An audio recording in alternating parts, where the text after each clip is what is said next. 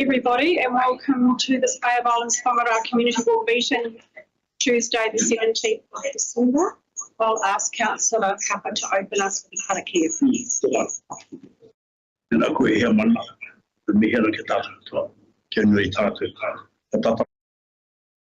Koe I hua, wānginui a mātou I tēnei haora, a mātou I arahi I āpuna I a mātou, o tūtuki pai ngā kaupapa, I rungi te tika, te pono, te aroha o te tangata, a here tirurui te rangi māria. Āmene. Tēnā. Just got some background noise going on there. Yeah, mine. You don't on mute. Is it mute? Oh, sorry, I hope it's coming up really well.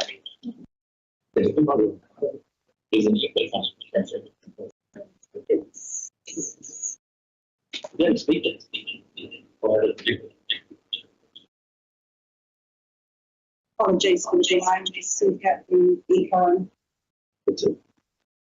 It was one of those.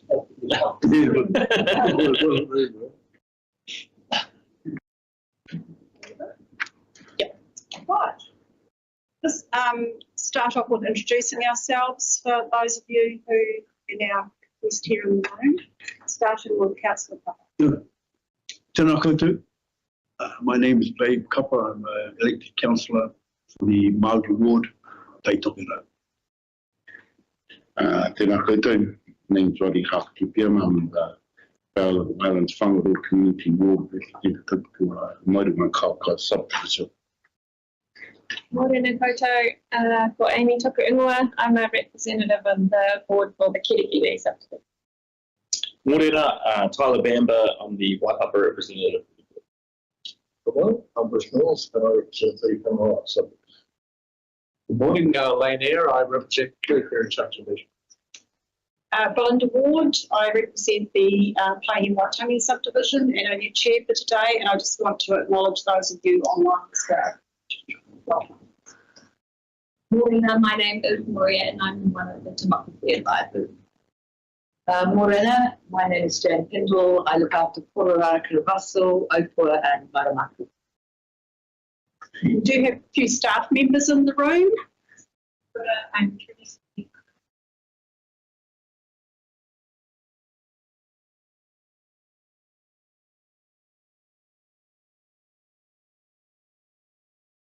And everyone, I thank you for coming.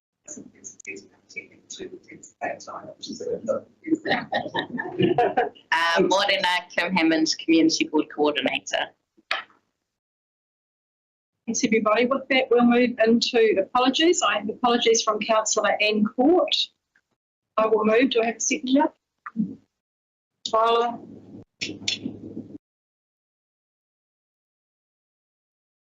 First up, we have public forum speaker. We have Shane Saville here. Shane's here to speak to us for 5 minutes on his item 7.2 on page 23, which is the Peacock Gardens Reserve, the request to remove trees on the reserve, page 23. If you'd like to stand up and come forward, Shane, we are live streaming, so you are being filmed. The best spot today is... whatever you would like. Good evening, everyone. I'm Shane Saville. You might have to speak up over. Sorry, Shane. Morena, I'm Shane Saville. Thanks for having me along today. Speaking about properties in the gum trees at Peacock Gardens.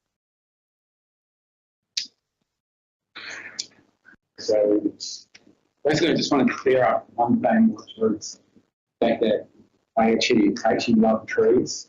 I'm a tree lover. I enjoy especially the natives, and so I think trees bring a lot of ambience and a whole lot of beautification to our world.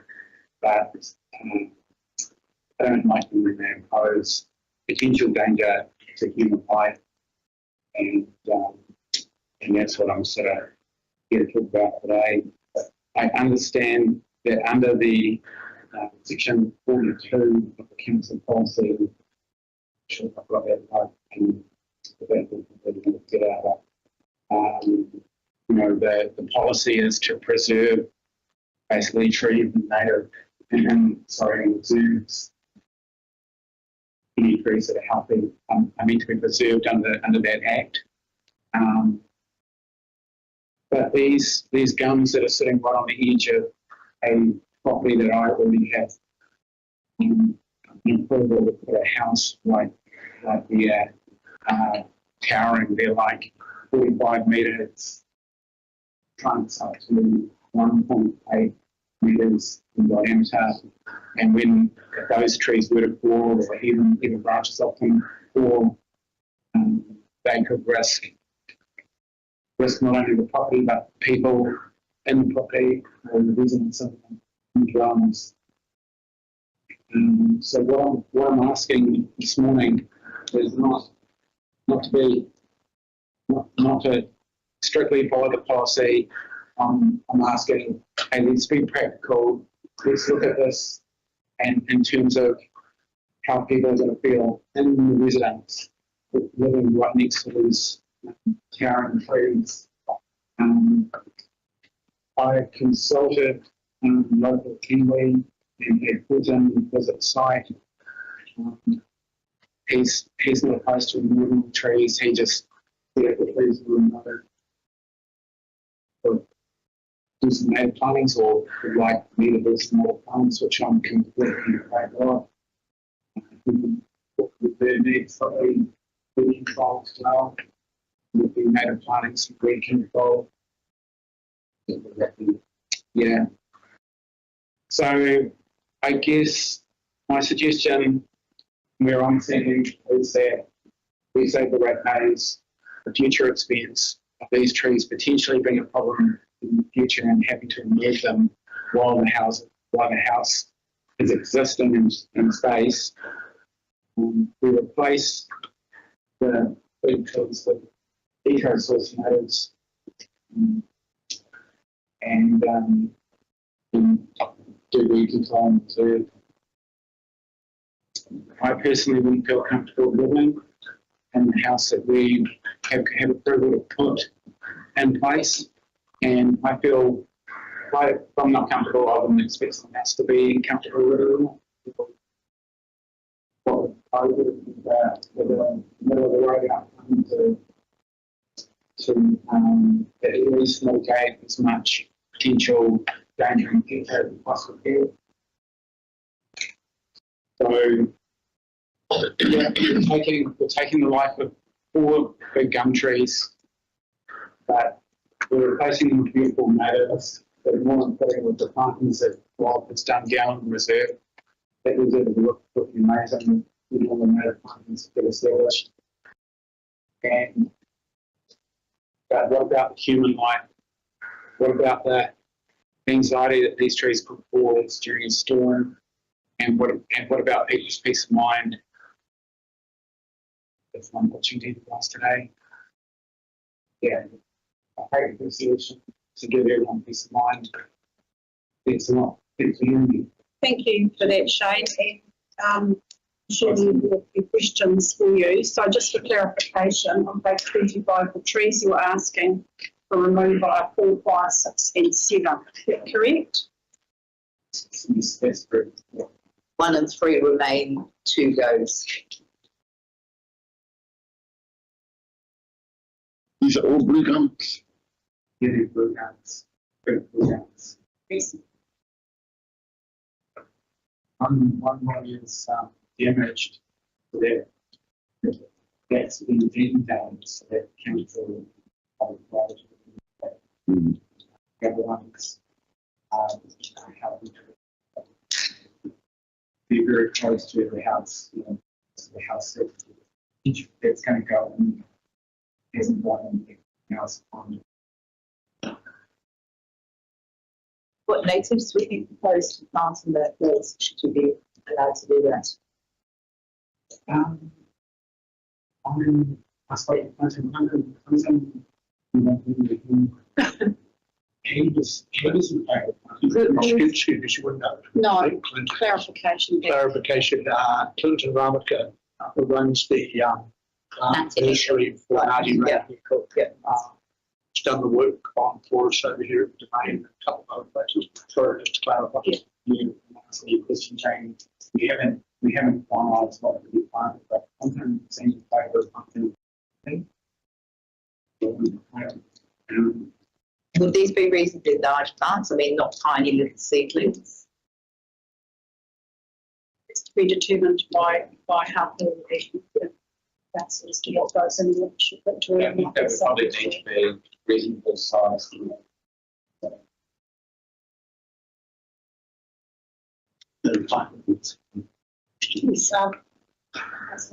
Shane, your corridor here, is that representing the neighbourhood or neighbours, or is it just representing one or two residents? It's basically just representing myself as a developer. There is Pam Jenkins who has had lots of background trees in years. This is one that leans over towards her house. So she was another person that I got involved with the gums when we meet with council originally. And with council interested in doing anything with that one. So Shane, basically it's the original subdivision and your lots are the ones that fall up.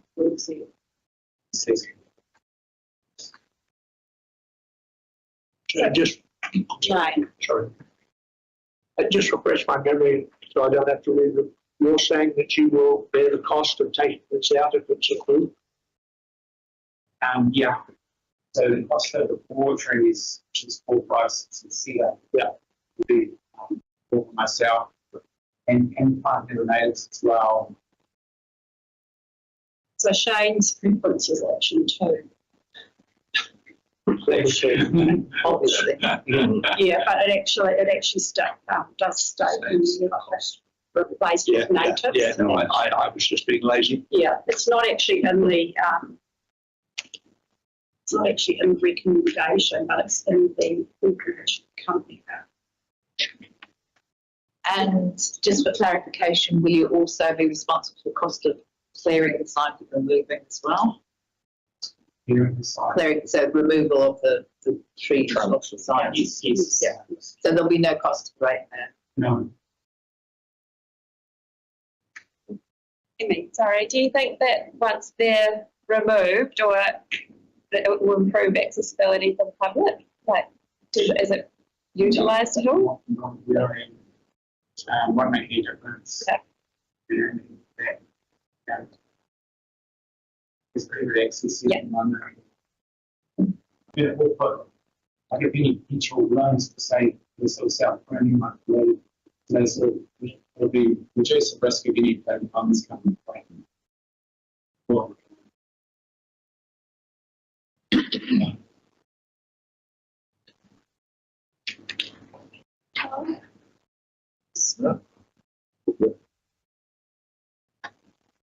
Further questions? We'll move on to the agenda. Thank you, Shane. We'll deal with the items soon. Just moving our way through. We've got other speakers. So, Trista, Lena, you're here to speak to, is it Te Waka o Te Rangamaere? Is it that one? Yes. So that's on page 129 of your agenda.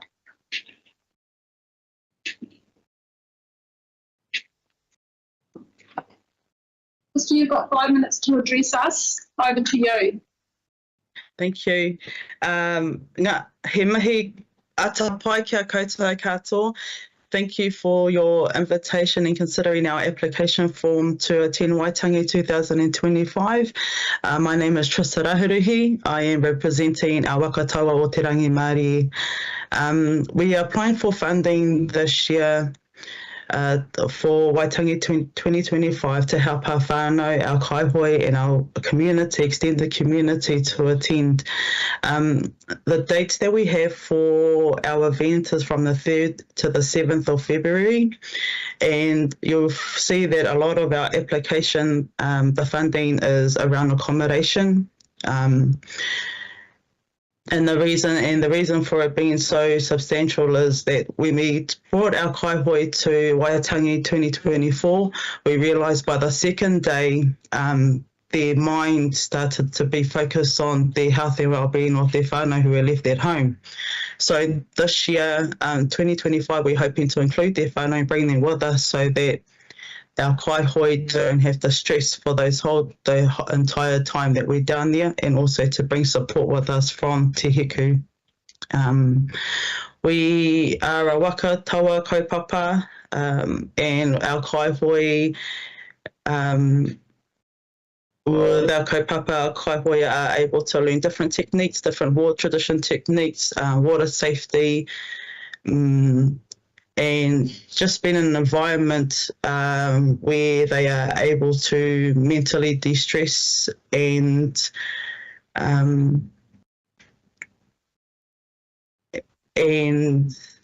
start to work on any healing that needs to be done.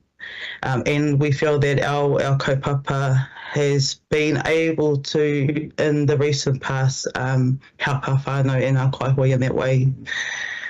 And that's me, sorry. The first time for me, so if you have any pātai, I'll be happy to answer them at my best.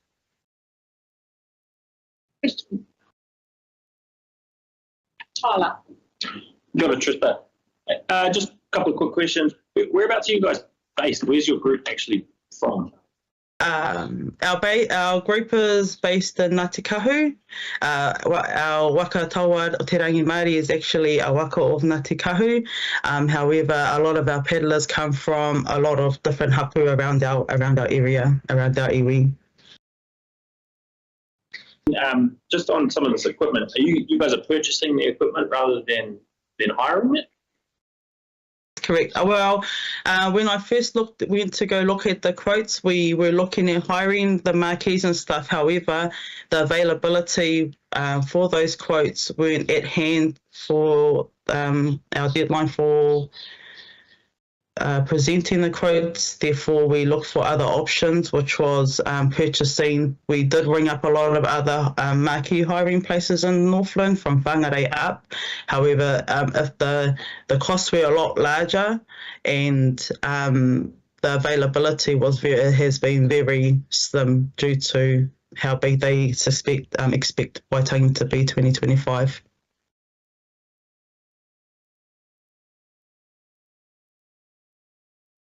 Jane. Hey, Whātākau, how many kaihoi waka will be coming to the event? And obviously there are a number of waka that attend Waitangi. Are you just bringing one waka to the local? So you're going to be many, is that correct? So we have our waka taua rangi Māori for Ngāti Kahu, and we also have a woman's waka tete, whose name is Kuaka. On rangi Māori, we have seats for 30 members to paddle, and on Kuaka we have 18 members for women to paddle, which are both a mixture of ages from 14 right up until to senior years. So this funding application is for 2 waka.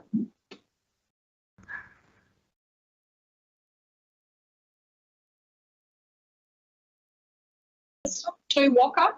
The kaihoi for 2 waka. The waka taua.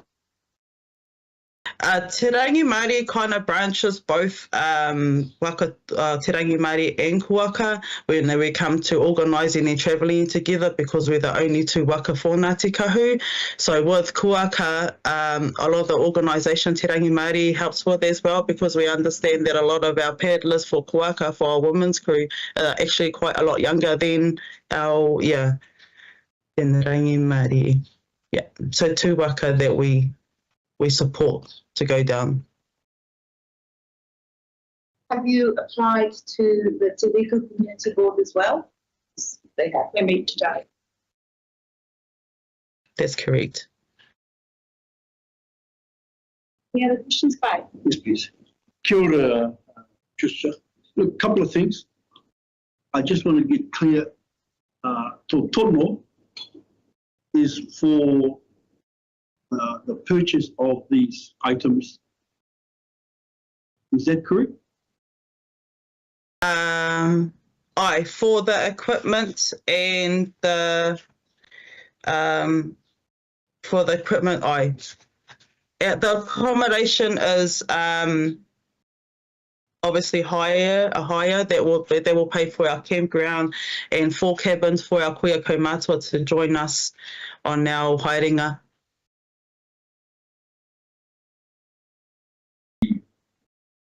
Can vary from 20 to 60, but primarily it's around just the accommodation that you've got here for whatever number that turns up. So Matua, what we wanted to do was include the whānau, the babies, the wahine, the mama of our kaihui to attend, so that our kaihui are in a great space mentally throughout the duration of their time. We found that when we didn't have their family with us this year, by the second day they were wanting to go home, they were starting to feel muki for their family. Therefore, it wasn't really, they went with us 100%. Yeah. So, like any big whānau, some will bring their own tents, and some will have their own capacities in terms of providing the stay a bit easier for those who are actually participating in the hoi. Hey.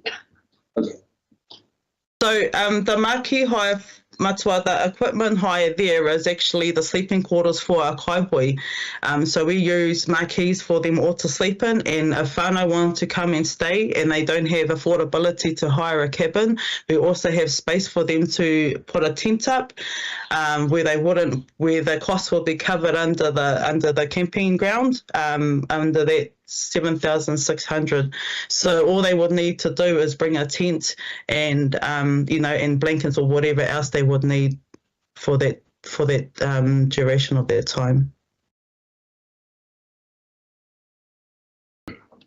Tēnā koe te rangatira. As a face could say, I've had my share histories with Wakataua, considering that I started in 1978 and stayed here until 1990. So, I just have a few questions. And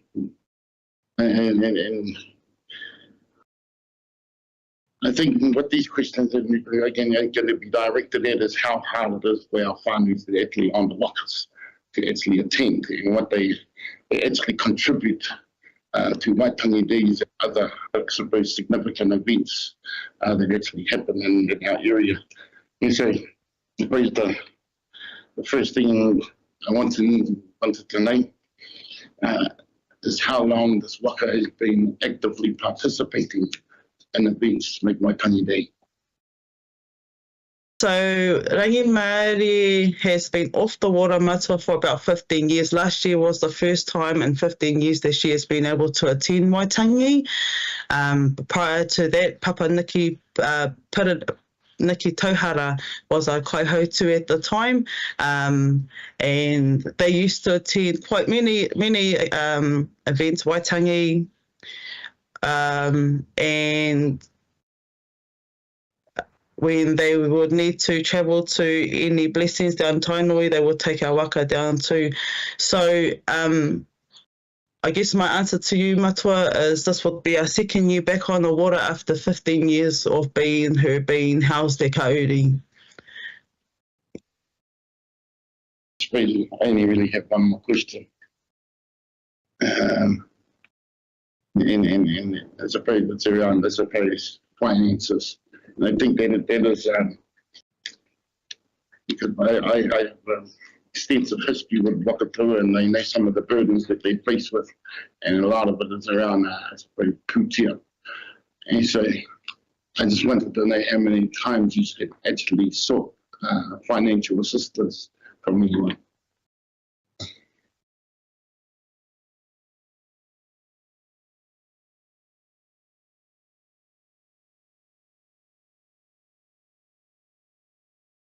I missed that part-time.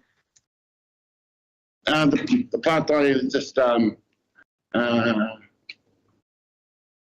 actually inhabit to know you from waka. And so, like many of the wakas were in financial surveys, all the financial stuff is linked to normally our roots who are actually participating. And so what I wanted to touch on was how many times I suppose your root has actually received I suppose financial assistance for doing these kaupapa for the different communities. For example, we received nothing for Ngātoki. I think it's good. It is.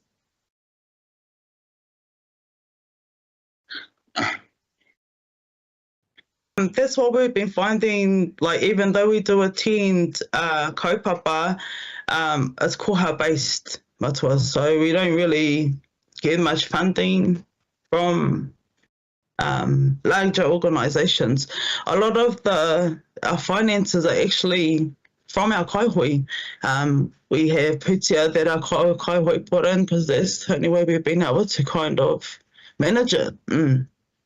Yeah.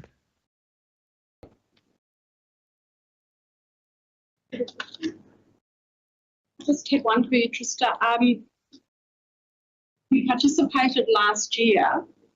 Were you involved that you were intending to come back for 2025? Were you involved or have you had any communication with the Waitangi Day Commemoration Committee who distributes the funding? Have you worked collaboratively with anybody at Waitangi? No, fire, we haven't yet. So we just, because we've just come back we're still new to all of this. So last year we were grateful to have Te Pātiki Kohanga Trust umbrella us for a lot of the funding. However, we weren't really successful to build a relationship with them this year to have that them assist us for Te Matawai funding.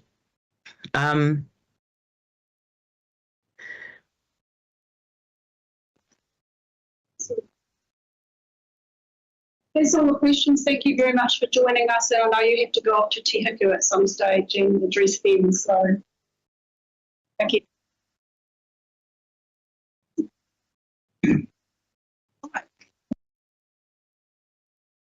Speaker, do we? Safety education. Okay. Speak up about safety education.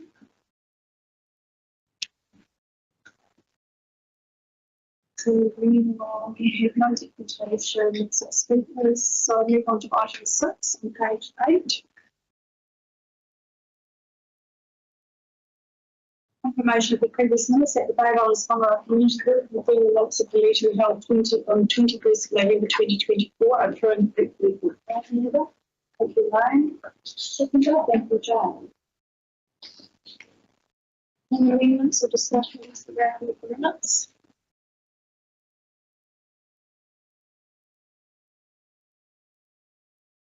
All those in favour? Against?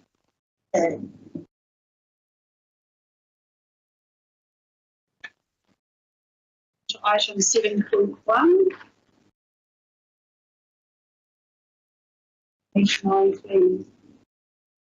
Which is a new road name. Recommendation is that the Bay of Islands-Whangaroa Community Board name a private road No Lane that is currently located at 354 Old Bay Road, Wānaka. Do I have a order? Oh. Bruce, thank you. Second with Jane. Moving close. Any comments? I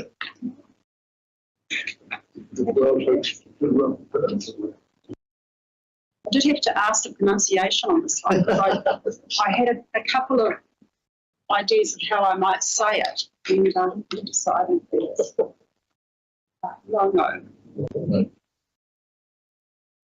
It stand to be corrected, Catherine.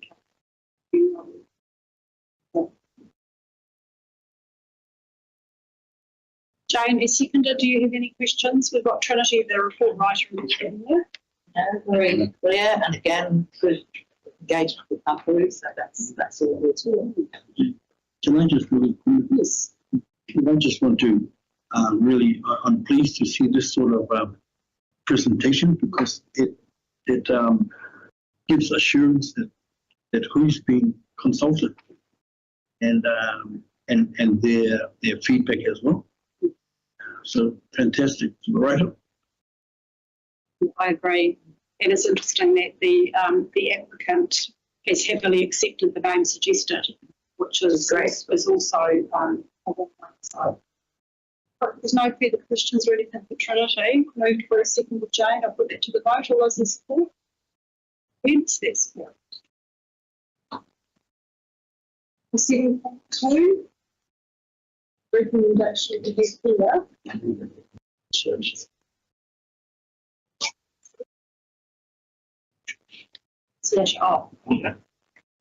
This is the tree report for Peacock Gardens Reserve with the request for the removal of trees. I'm happy to have a discussion first over the two recommendations. Bearing in mind Shane Saville has presented to us with a preference to option 2. And Lane and I met with Shane, and we also did a site visit to have a look at these trees. This was a weekday, but to get a window to go and have a look. So, do you want to kick off the discussion? Look, there are other people's comments. Nobody likes to see a tree gone. This particular instance, I watch. Gum trees are not indigenous. They're not. There's no great spiritual requirement. Acres of just over here and trucking them out of town. And it's embarrassing because I'm sitting right there. But I'm not on record of actually always supporting developers. In fact, I can be critical. But I think it's very constructive when somebody comes up and says they're going to pay for it, they're going to make it better, and we'll end up with some homes that are safe and in a good environment. So I would support it. I know that puts me outside of some of my previous comments.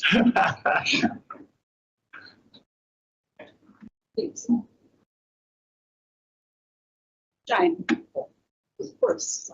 Yes, I mean, I have good comments about the recommendations from the other board. The council never without our trees, but this one was done prior to the input. So the wind going to be totally different to here. It's a big trees are gone, and I think that a bit on these ones. Well, very good. I'm totally agree with the ones who are there. They're not going to take these trees out. Well, there's issues. At some point, they're going to put some issues. Like now, we're at good time with these issues.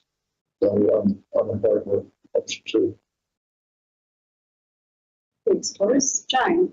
Yeah, my only observation is drawn from my brother-in-law who lives in Melbourne, and they have a lot of gum trees around that area. A big risk of fire. I'm far more concerned about fire than I am actually branches falling off. They are highly flammable, far more so than natives, so that's what concern the aspect of things. Yeah, it's a tricky one, but it could be a win if we can get natives in their place. Yes, thinking that if there's councils approve the subdivision with knowledge that the gums are there, so if we don't support removing that, at some stage, most likely. So, Quite often in some ways, I think it's not, shouldn't have approved it if we're there. More and more hazardous, weather events, and it's likely not. And yeah, I think that should be, as long as the natives are replaced. good observation, actually, Amy, because the subdivide has been allowed to subdivide the site. The 45 metre high gums actually not only will they throw leaves in and are a hazard and may not fall on the house but close to, they take away all the natural sunlight from the southeast. You really understand a lot. The shading is horrendous from the health funds perspective to be building on those sites. And existing homes here as well. Generally, as long as the folks support. So, I think that's, it's good to actually see developers initiating these conversations with local happening. And I suppose getting their feedback on possibilities of what to be planted in the area. So that I like that a lot of the happening throughout the whole country have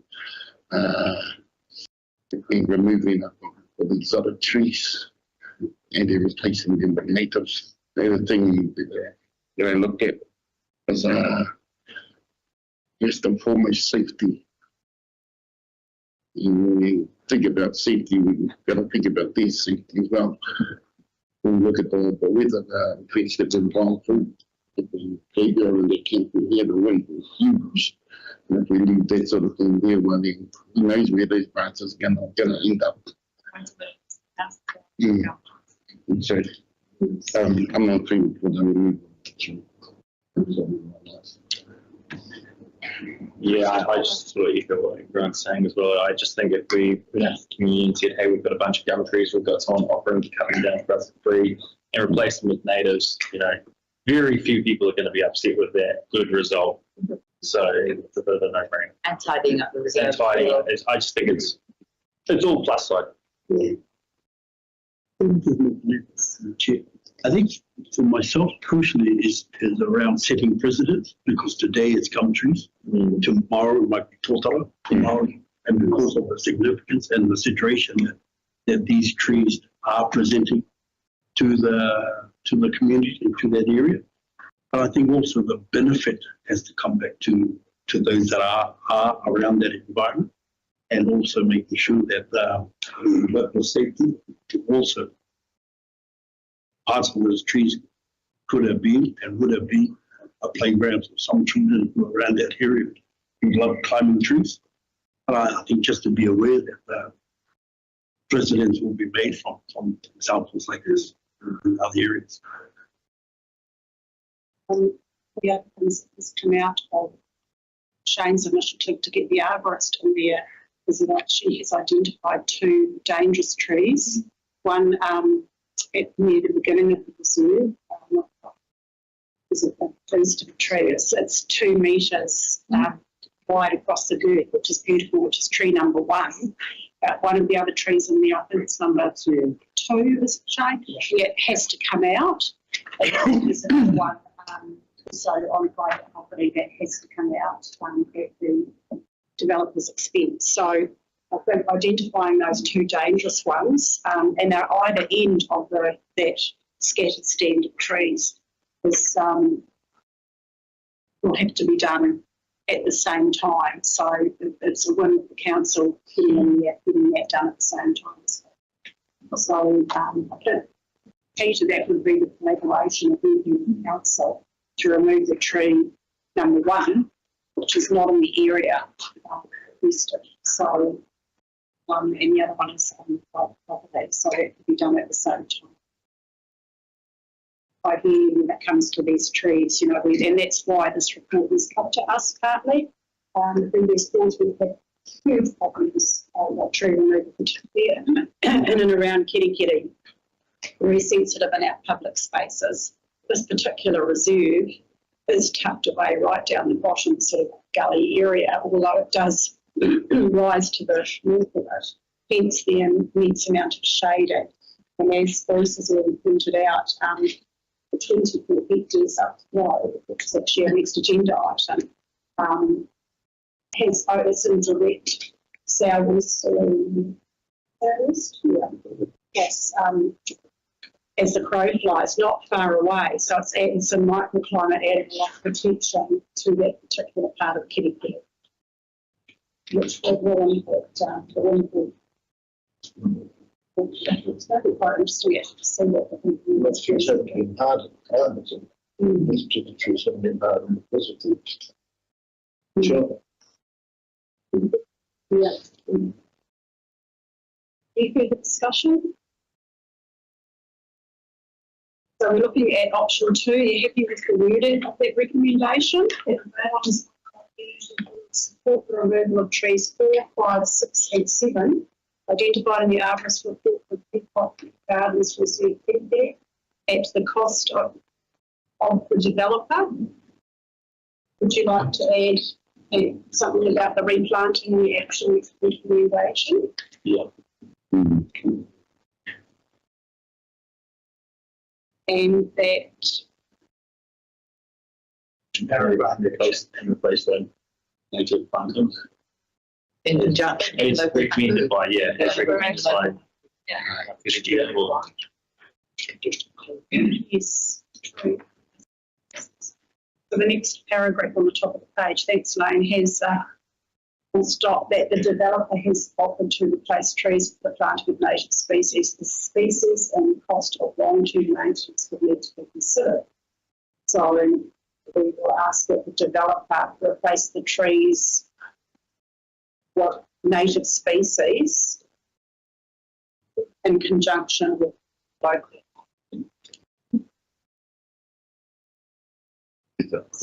Why is this? Because sometimes people can get native trees, but they're not from the area, so they don't do it. Like I have a nursery. We should.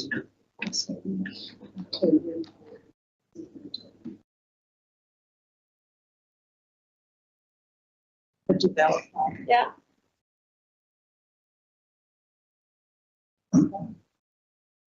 Replaces the trees with native, by planting native species.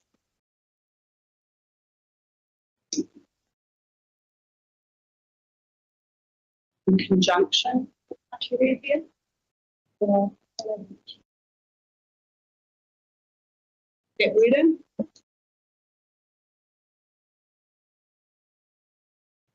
Shane, would you like to ask?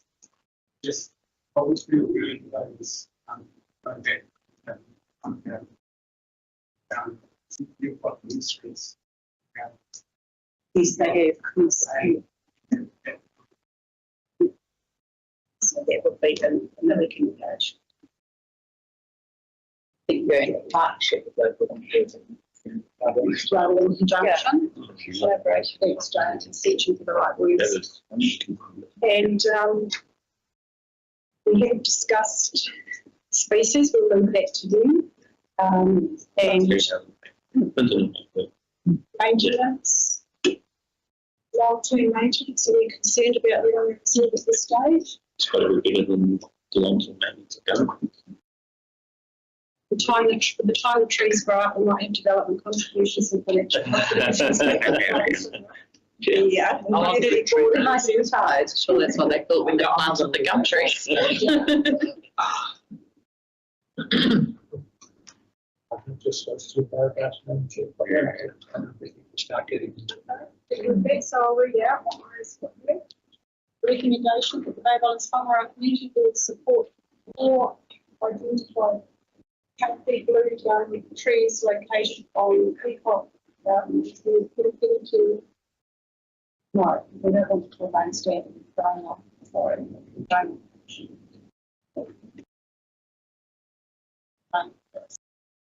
which will be that the Bay of Islands-Whangaroa Community Board support the removal of trees 4, 5, 6 and 7 identified in the Argus report from Peacock Gardens Reserve Kirikiri at the cost of the developer, and that the developer replaces trees by planting native species in partnership with Ngāti Rāhia.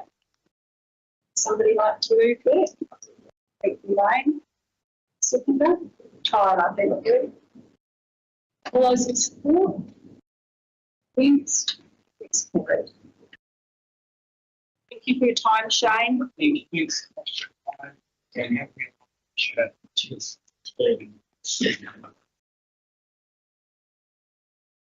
Thanks, Victoria. Thank you for including that very lengthy That was interesting. contents.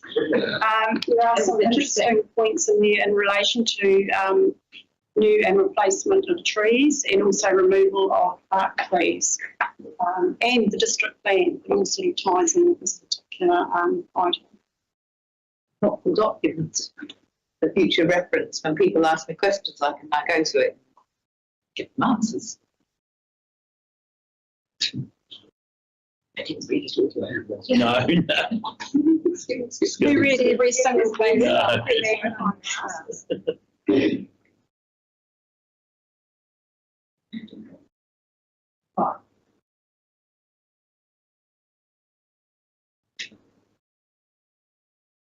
Yeah, right.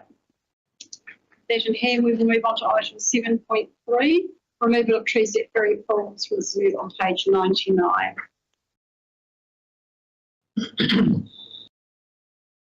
This is much more in depth. So the recommendation is that the Bay of Islands-Whangaroa Community Board support the recommendation to remove the trees located in 3 areas on Ferry Falls Reserve as identified in the Arborist report. A, that established native trees located in Area 3 and identified in the Arborist report remain standing. Do I have a mover? Seconder? Bruce? Victoria, would you like to come forward and speak to this at all? I know it's just it's as clear as mud because we can't read some of the like the walkway, the driveway, and the reserve where they are in the map because it's so dark. But basically, would I be correct in assuming that what we thought was the access way and walkway and driveway parking are not actually council's reserve areas? Lou? Yeah, that's correct. So the parcel boundaries are a little bit awkward. So we've got one big reserve and technically the public currently access that, but to get lower down to the reserve, they have to access private land. So with this development, that access will be there, access point. Yes, that was so confusing to me. It is confusing, and I think from a community perspective and from the reserve and knowing how precious that swimming hole area is to the community of Kimberley. I know there was people up in Hunters when the access was announced to be blocked off over the summer period because it's such a popular swimming hole. I guess, there has been discussion since mid-October. It might have been helpful to have come to the board a little bit earlier, but I understand that we've only had an open meeting and to get reports done.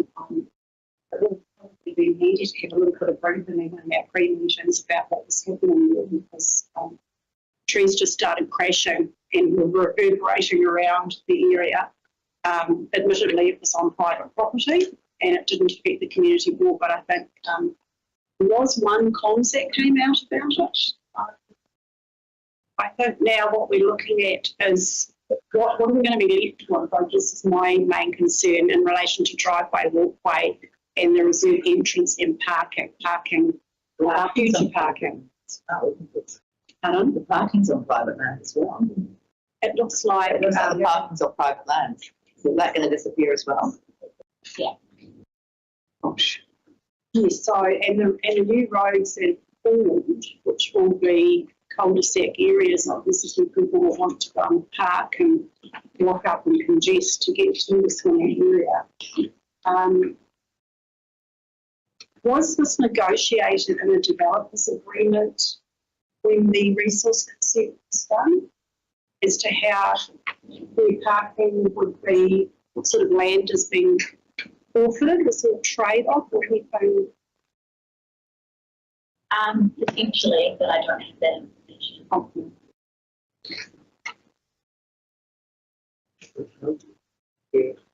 Want to note a couple of submissions. Resource concerns. Accessibility requirements.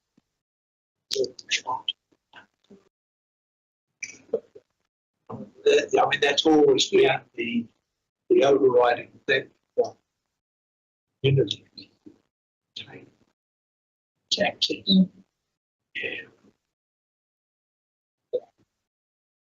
Basically, that's fine. If it moves, it's fine. That's fine. Madam Chair, there's a paragraph that says the trees at this would be less than, oh no, the trees to be removed in area 2 would allow for official public access to those areas, which is necessary. So that is the key statement. On page 103, I picked it up too. I'm just not sure what sort of area it would be, like how many car parks there would be. I guess we're just envisaging. It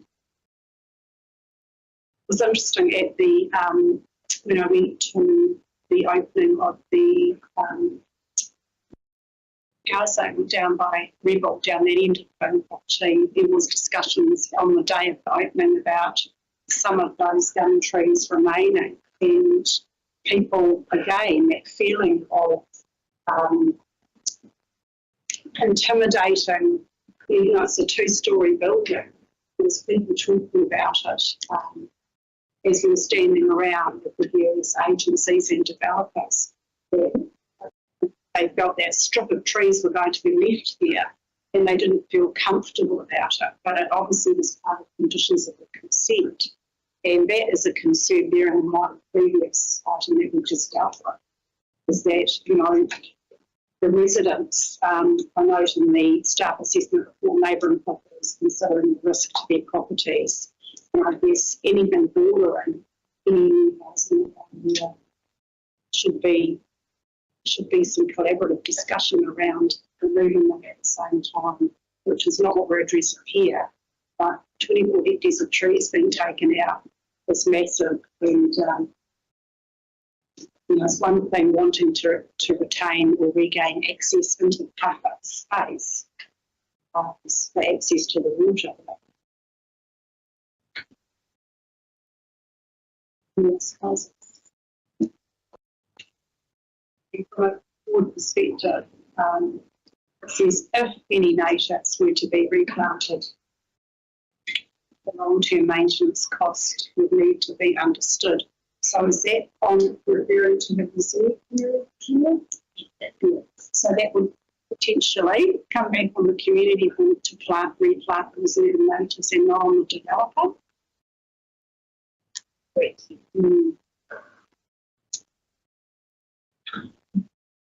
Shall be negotiated with But just to be clear, option 1 allows trees to be removed, which would allow for official public access, as does option 2. satisfying option. That's page 103. Yep. So option 1, which is the recommended one, this will provide public access to remove some trees in area 2, correct? Yeah. It's been official. Then option 2 is to remove all of that. Which is crucial that we actually provide official public access to the lower reserve. Just the lower?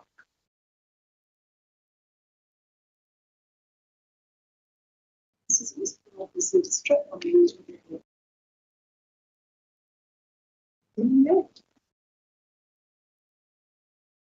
people will be able to walk out and on.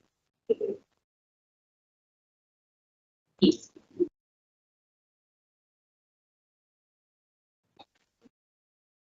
feeling about this? So option 2, I'm just coming back to option 2. So it's including all the trees along the boundary as well as the trees in area 2. And the comment is, it's positive for councils, possible bit with developer. Be no need to arrange an arborist at this stage. The risk is that we don't want to remove the trees, but these are gums, aren't they? Yeah. There are maples and other species in Yeah, but they're leaving the Leaving natives. leaving the natives. Redwoods can be natives. Is the developer operating? No, it's trees to be removed in area 2. Should public access to the lower reserve, which is necessary. Option, at one of the options 2, it says the risk in this is removing healthy and established natives. yeah, that's right. Yes. So that's that boundary line with towering trees. That people might build.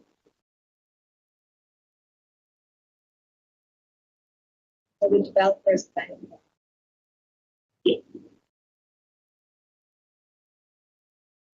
Will developer be paying to form the new reserves and accesses? Or is there going to be a public Can't answer that like in the discussion of the different thing.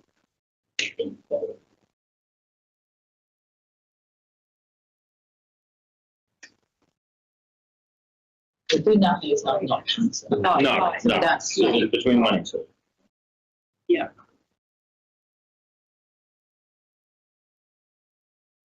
The new accesses, just for clarity, the new accesses, Victoria, will be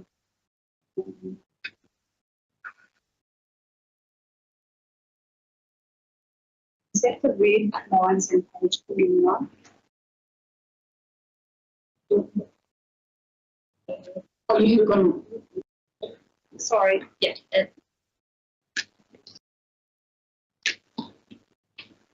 So on, it's getting in the red line on our cap. Yeah. So option 1 and 2 do provide access, official public access to the lower reserve. on page 102, the Yes. yellow strip, that's where access will be, that down reserve, whereas the blue line is where the public had been accessing previously. Right, okay, Right.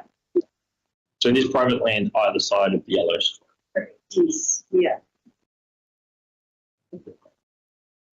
And the trees they're talking about go all along that yellow strip. And option 2, they would get rid of all the gums but not the natives. At Geelong Coast. That's option 1. And option 2, they get rid of everything. I'm struggling with the difference between option 1 and option 2. Yeah. Yes, I can clarify that. Could you do that? So- There's the option to clear the developer to clear all the trees, so that's much easier than clearing them. Otherwise, in the second option where they can clear the majority of the trees, if we want to keep our healthy and established natives, we can engage an arborist to do some work to ensure that they're kept safe. That's the difference. So sorry if I can just clarify. So the second option where the developer would pay for removing all of the non-native trees, but then we would have to engage an arborist at our cost to go in and just ensure the healthiness of the remaining natives. Or the other option is just get rid of everything, clear felt. Okay. Are you allowed to cut down natives? Cut down natives. Not having the notable tree register. Well, but they're still natives, so we don't want to be cutting down. No, you don't. Tree register. But we have an option not to cut them down. But it's on their land and can cut them down. Well, you've got To the developer.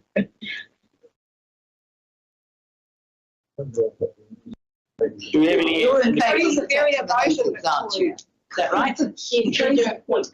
Yeah. Right. We don't want to cut down the Do we have natives. any indication on the cost would be for the arborist to go and check out the natives and ensure that they're healthy and safe?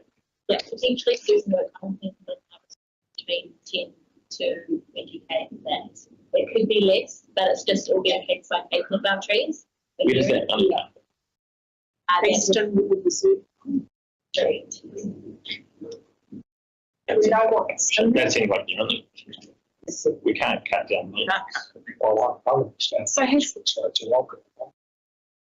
Has this yellow strip been fully surveyed, Victoria? Okay, so they have a accessibility into the yellow area to do what it is that we are potentially asking to do.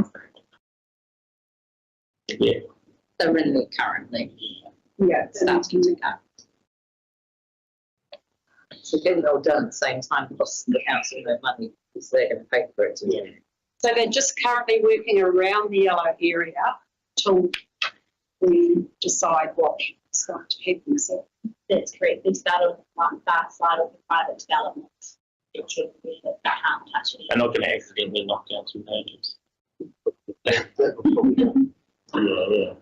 and we don't know how many natives are in there, so we could But be, yeah, that's it. we could end up with a very inaccessible official public access if it's full of native trees in the yellow strip areas.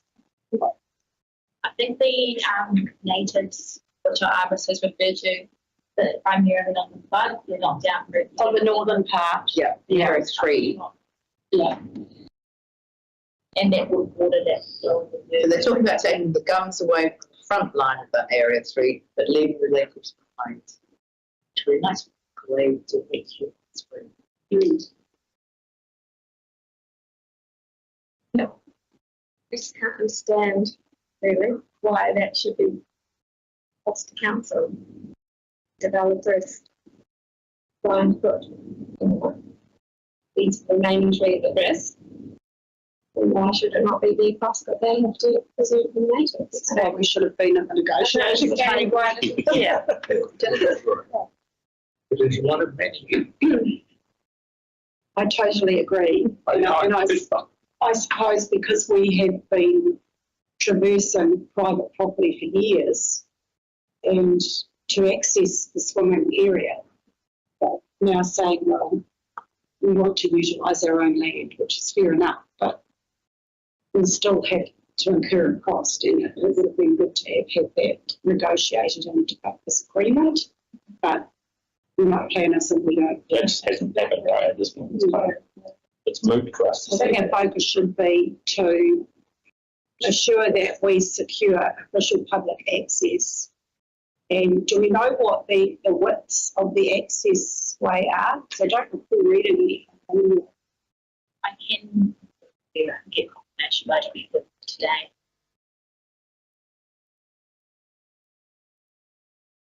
Where would the parking area be? Well, that's an problem of intent to protect. There's a lot of parking.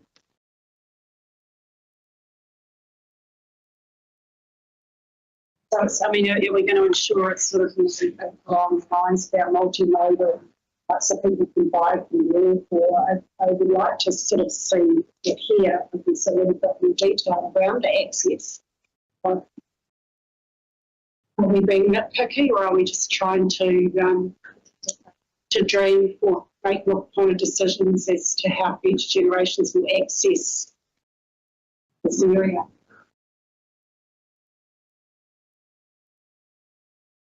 Can I just ask?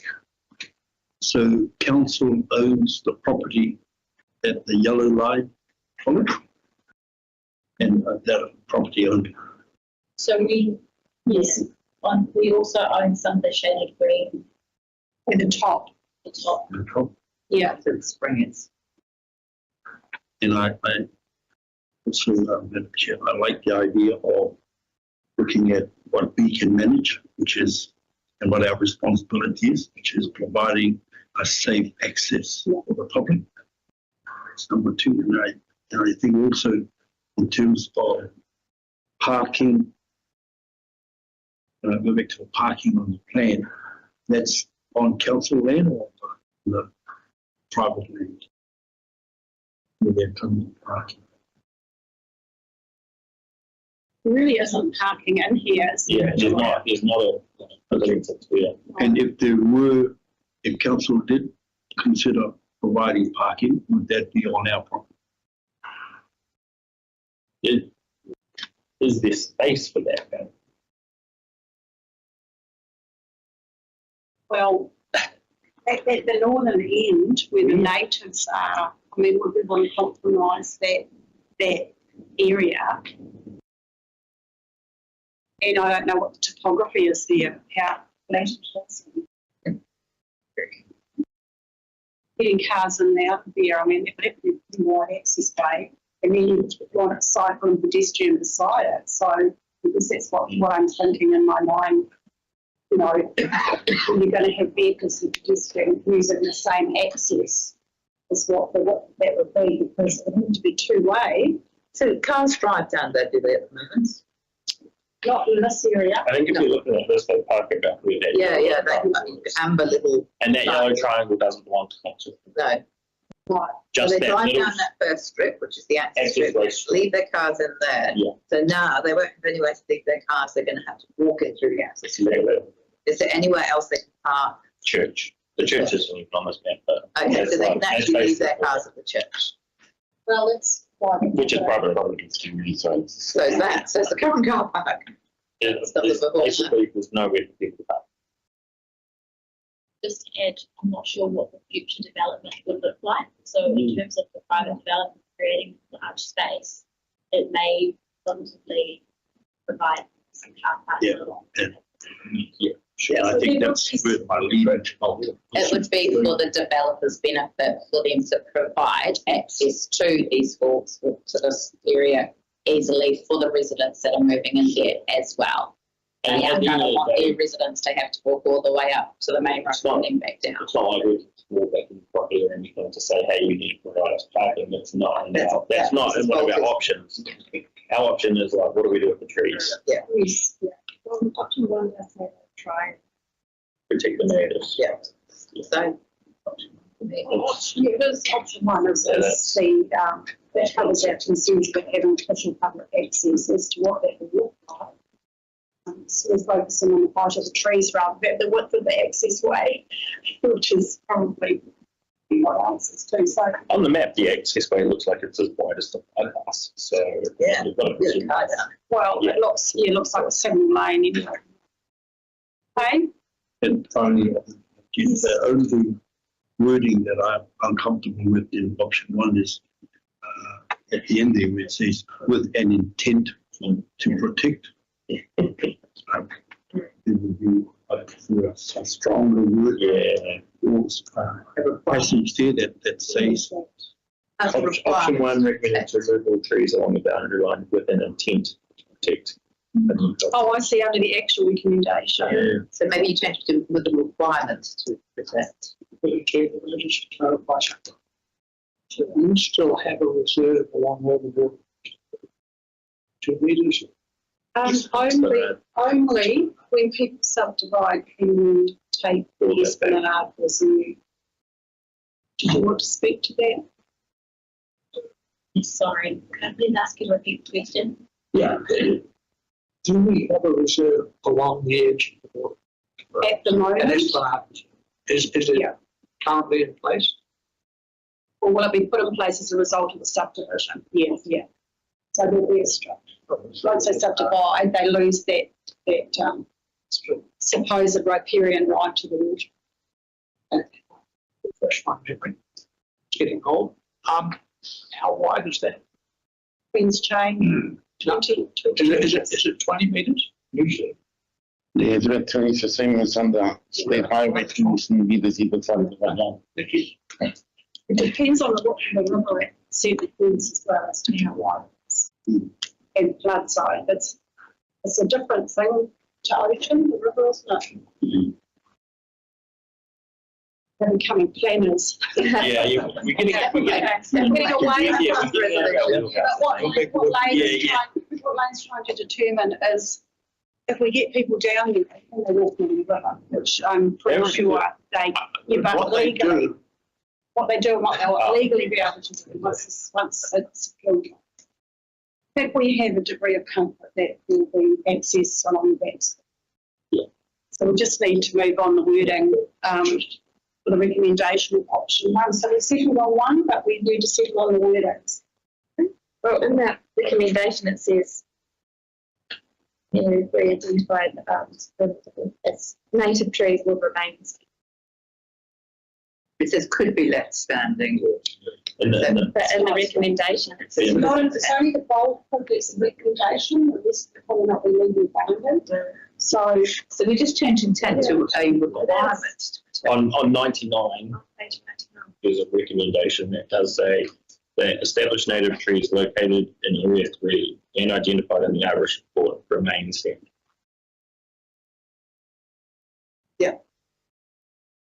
So we clear what area it is. It's beyond 1 and 2. You go 1, 2, 3. So that's the northern end we're talking about, isn't it? Which Area would be- 3. So is area 3 in the original recommendation that established native trees located in area 3 identified in the remain standing. Yeah, so on page 101. Yes, that's that area there. Yeah. So, Councillor Cuppert, is that some comfortable or not happy with an intent to protect identified? Doesn't say again, I suppose if you've identified that one area, it's telling me that there's no natives in the other areas.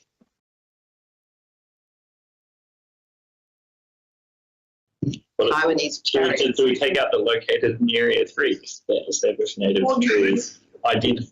Well, So you've remain actually standing. got two separate issues here. Yeah, It's yeah. located in 3 areas, 1, 2 and 3, which is the driveway, walkway, reserve entrance, and then it refers to area 3 only, which is the northern area, which is this part here, which is full of natives and So is there no natives in the walk? very few by Sounds like it's Taiwanese cherry. And Well, I mean, that's what it is. I know, but that's what when you read it, that's what it seems to say. Notwithstanding, it's still a weed. It's still a pest. So are we understanding the original recommendation on page 99? Are we understanding that and are we thinking that? Happy with the long term, Madam Chairman. Roddy? I'm sitting this one down. I have no idea where. You're lost in the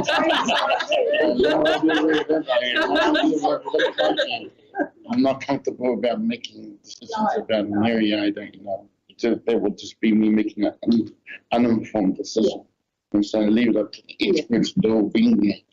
So I think the main thing we're trying to achieve is to provide official public access, which we have lost with this subdivision. We've never really had official public access to everything. No, it's to allow for official public access. So, you can remember, years ago, I was talking about that.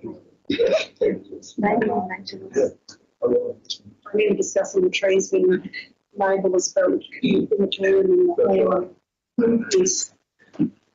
Okay. Councillor Cooper, any more questions? No. So we've got the wording moved by Lane, second by Bruce. Original recommendation on page 99. However, as from our community board support the recommendation to remove the trees located in 3 areas on the Berry Pools Reserve as identified in the arborist report.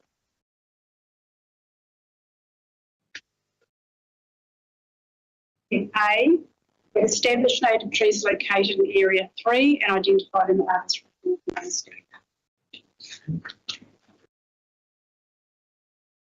Vote, move, license support. Against? Abstain? Roddy, you want to abstain? Might just run on everyone else's back and I agree with them. So you'll support the recommendation? Yeah. Thank you, Victoria, and sorry, but it was quite confusing trying to get my head around what the new area might be like. as long as we've got future generations will thank us. Thank you. I'm very sorry. I just realised I forgot to say group chair, so I'm so sorry. I'm missing that. Not a problem. Okay. Do we need you for anything else? No. Thank you very much and have a wonderful Christmas if we don't see you before. Thanks, Victoria. Right, moving on to item 7.4, 112, executive dump station.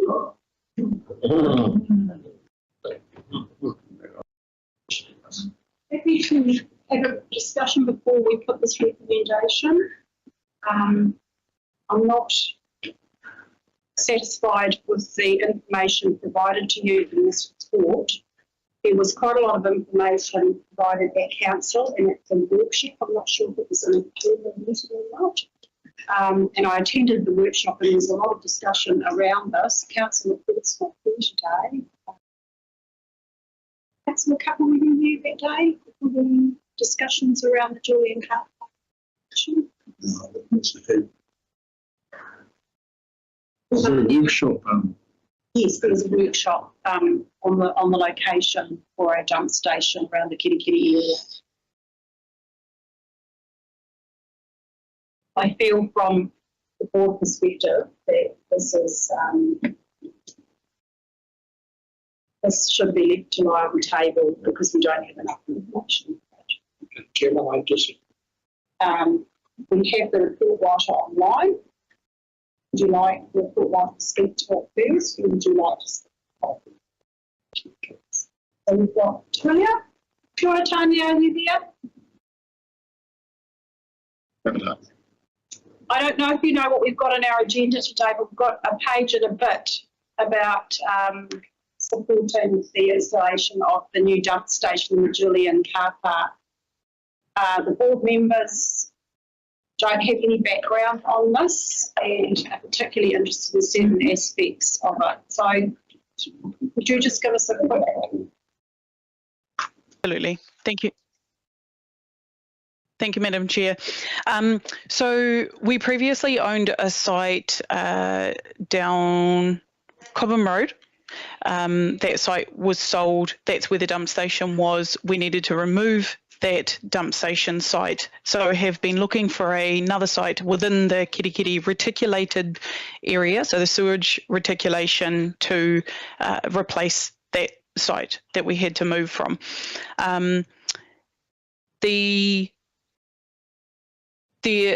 Every afternoon of Te Koko, so in the morning we have a formal komiti hui, and then in the afternoon we have an informal workshop where we share with councillors and other elected members just updates. I guess they're really updates. So the workshop that member Ward refers to, or Chair Ward, sorry, is that in the afternoon session we brought an update on where we were at with this particular site and trying to find another site. So in an attempt to find a replacement location within Kirikiri, we thought we had a couple of options. One of those options wasn't on council land, would take quite a while to potentially try and work through, and for various reasons has been eliminated in the optioneering stage, which has left us with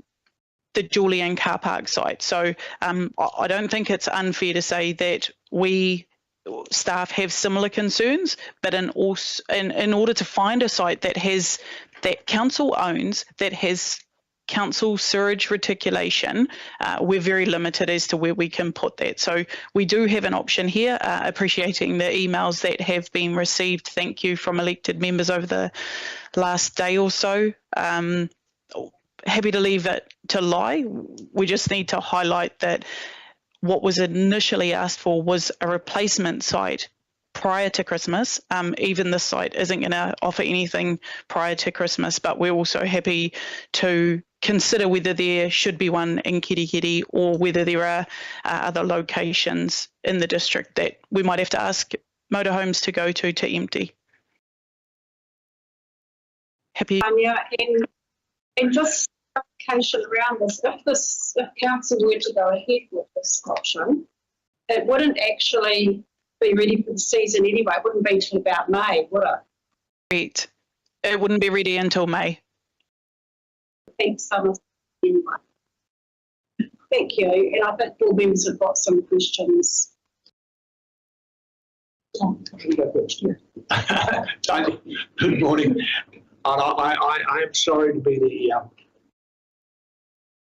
leader, possibly in questioning this. You say that we look for a site within Kerikeri. Is there any particular reason that there has to be a site within Kerikeri? No, there's not. We were asked by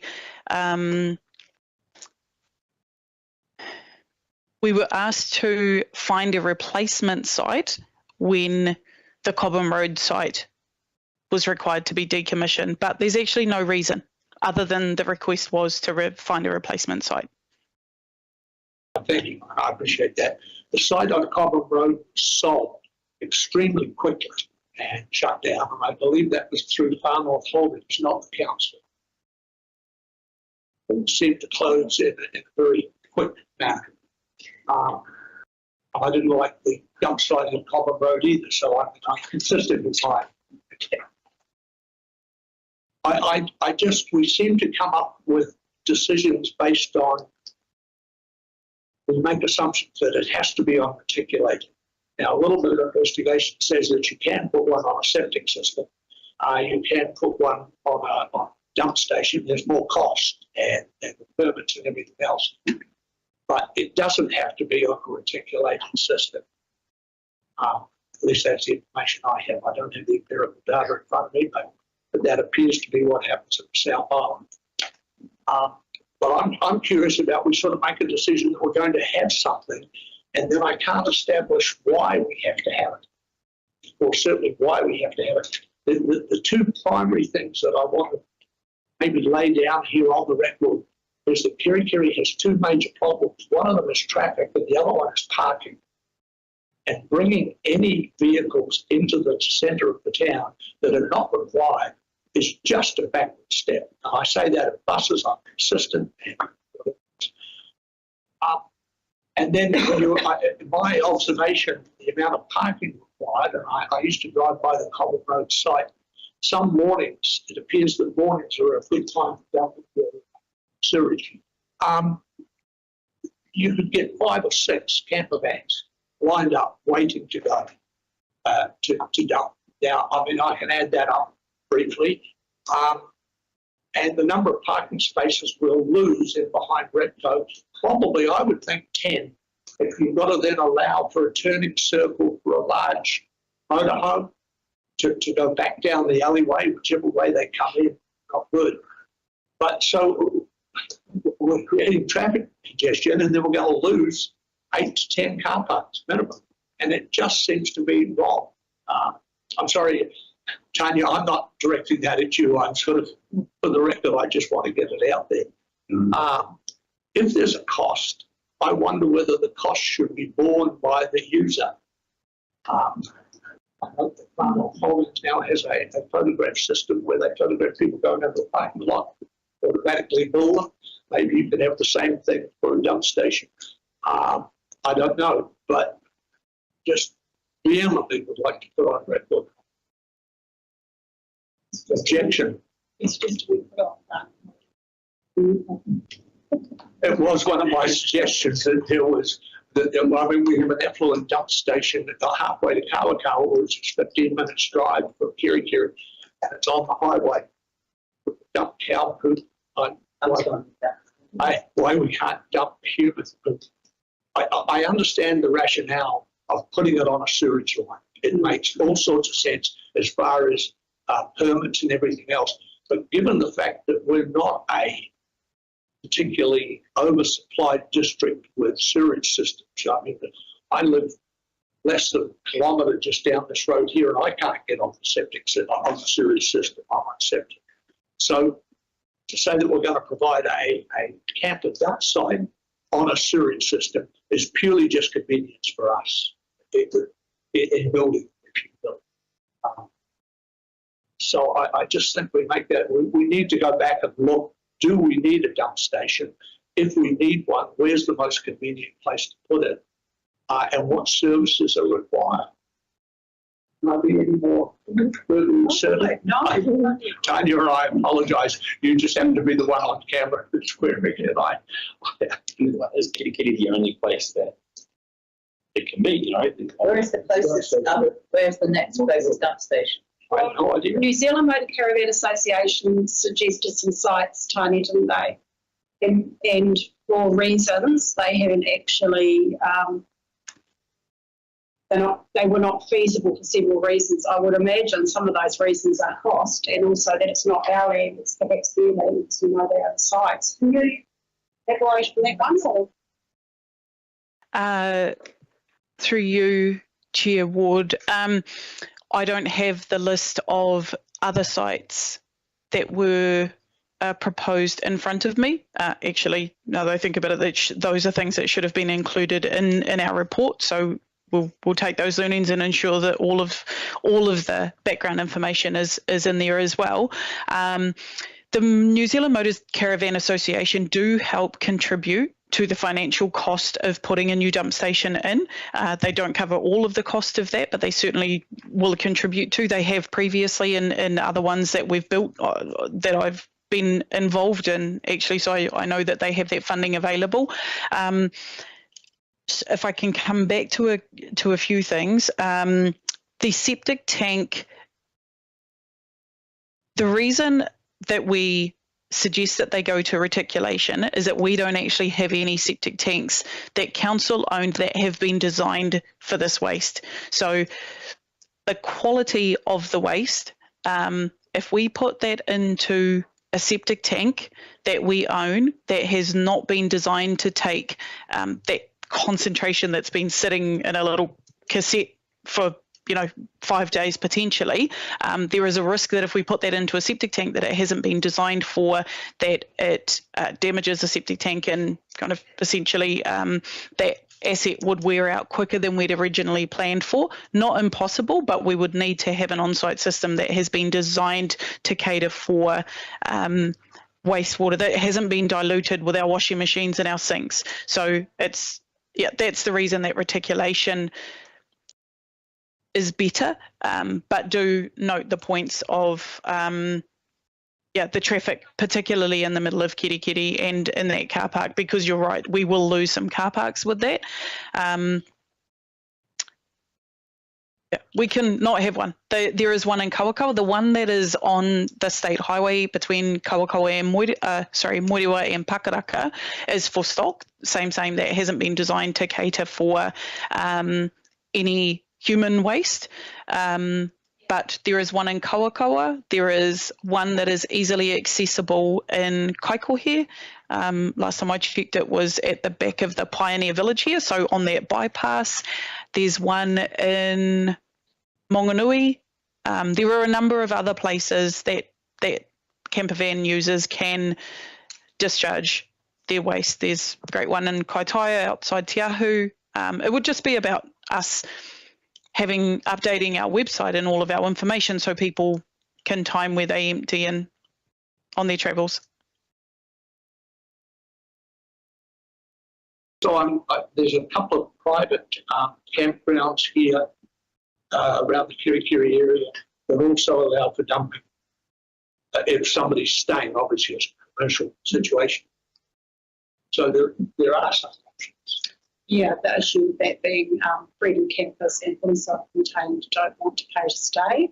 They want to dump, and they want to dump where they can free. And they can dump in the holiday parks, but they have to pay to dump, so they tend not to go there. I wanted to live a lot too, but I didn't. Yeah. And it does come down to area. Paihia, Kirikiri. Paihia is just opening another fully self-contained camp overnight park. Now, these have no facilities whatsoever. This will be the third one within several hundred metres on State Highway 11 in Paihia. This is next to, in Waitangi, next to the Project Service Station. And they will head to Kirikiri and hang around the Paihia area. So that's why they're looking for dump stations in this area. And I know up north, Katai is very dependent upon theirs, because I know when they were going to take out action over Labour weekend, that, you know, there was great discussions around altering the days for maintenance on that because of the news that's in the area. So, you know, it may be that a facility is required to protect our environment. I certainly don't want to see waste just on the ground. Sometimes we need to see hoses underneath, just pouring new waste will go onto the ground. But this report, as it's come to us, Tanya, is lacking a lot of information, particularly for my kitty members to be able to answer the traffic movements and what we're hoping to achieve here. And I think there is no urgency, bearing in mind that we're going to miss the peak summer season anyway. They're going to have to go elsewhere. Madam Chair, it will be interesting to monitor how it pans out. Just a question as well. Presumably when they took away this initial dumping site on Cobham Road, there was a plan to put one, like I'd heard that Te Pua Waitangi was the... Tony, you might want to speak to that, but I believe Te Pua Waitangi, we thought that was going to be a great option, but Hapu Iwi said definitely not. Is that correct? Oh, I'm not, through the chair, I'm not aware of Hapu suggesting that that wasn't an issue.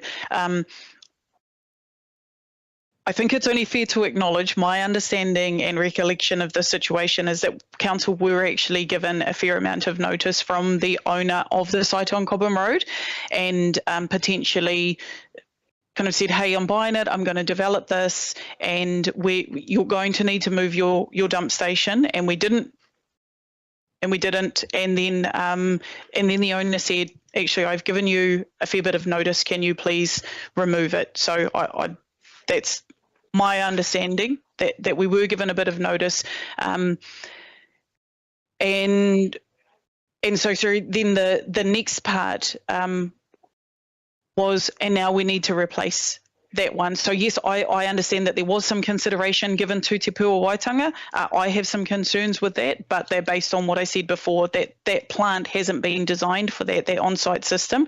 And my concern would be that if we put a significant quantity of wastewater into a system that it hasn't been designed for, that we will find it reaching the end of its life sooner than it should. But I wasn't aware that there was any comment from Hapu about whether that was a good site or not. I understood that Whanau Holdings owned the little piece of land in front, but it had not been sold to the developer who owned up to the concrete blocks. I'd like a lot of clarification on that, because it also is the parking for people wanting to walk the river track created by Vision Ferry there.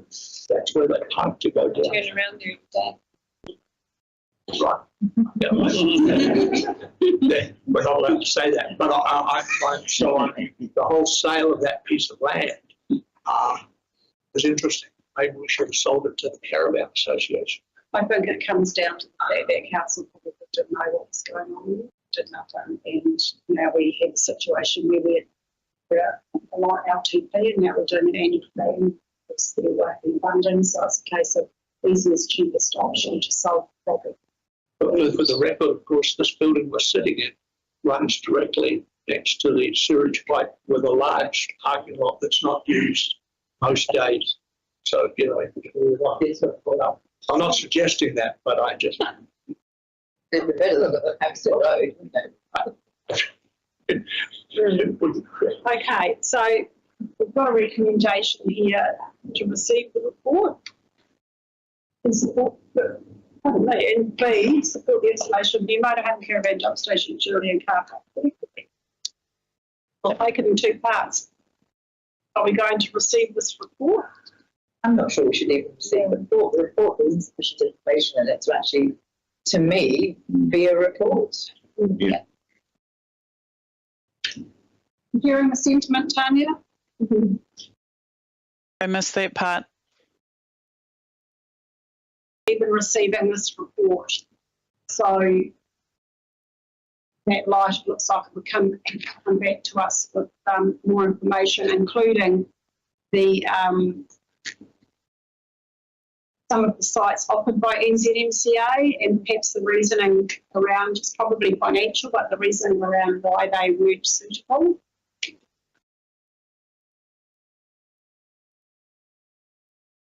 And it would have to have traffic flow and traffic movements, loss of car parks, that sort of thing. But it's looking like Julian Car Park is not a favourite location from the perspective. Would that be wrong? Correct.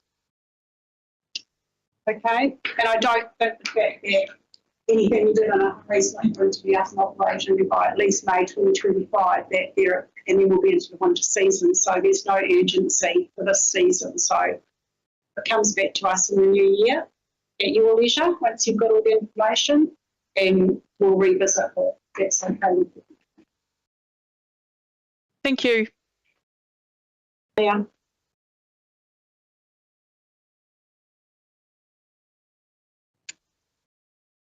So we will move the recommendation that we await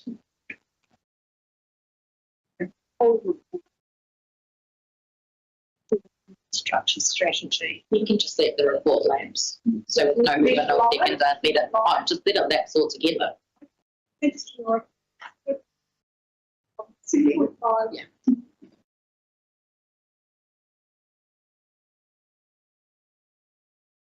Chairperson and members report that they are community board note of course from Chairperson Ward, members Bruce Wells and Jane Hind. Bruce.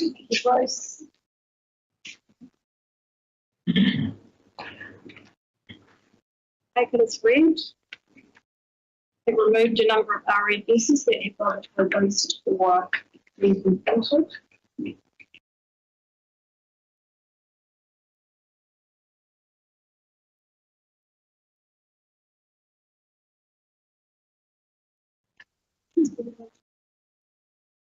I'd like to know about the inspirational hub. What? The inspirational meeting with Bruno, and you can go. Oh, that one, yeah. That sounds fun. I got content for that. Okay. But no, that's actually what I'm putting up. That's good. Yeah, improved it quite a bit. The one concern to the area for the catchment. Yes, and I told that to another one last week. So it was really unfortunate for the intensive loss of the dynamism.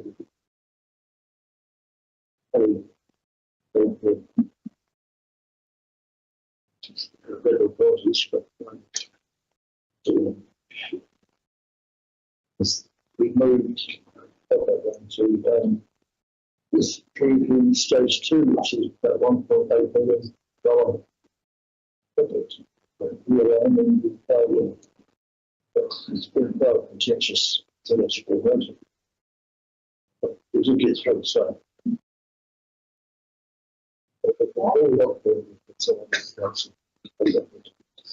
And now they have things like rubbish.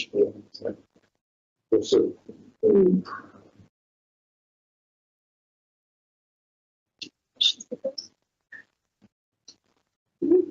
Moving on, Jane.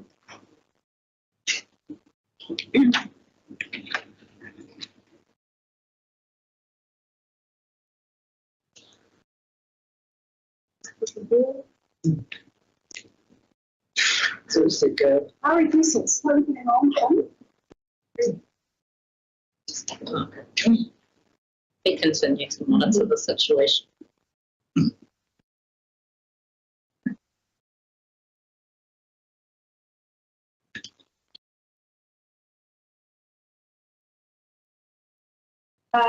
Toilets for summer.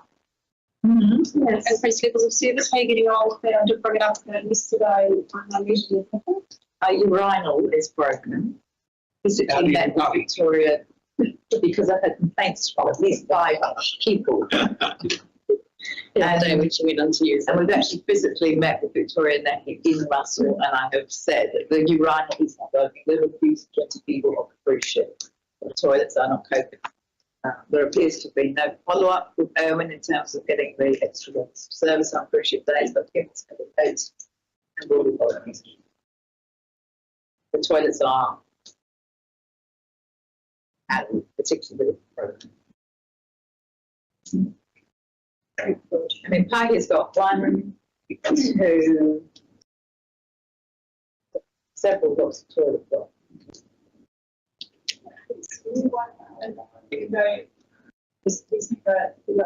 They come off the roof, and then there's the new ones by the by the old stone wall, which were funded.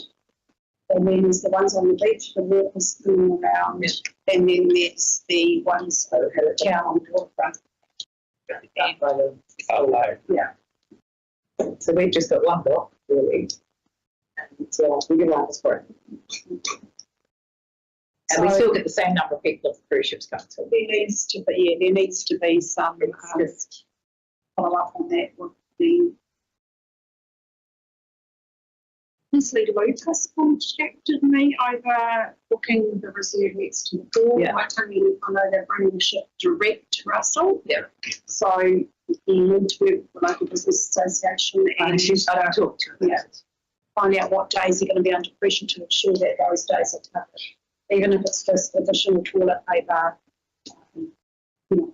So their extra services stop in January.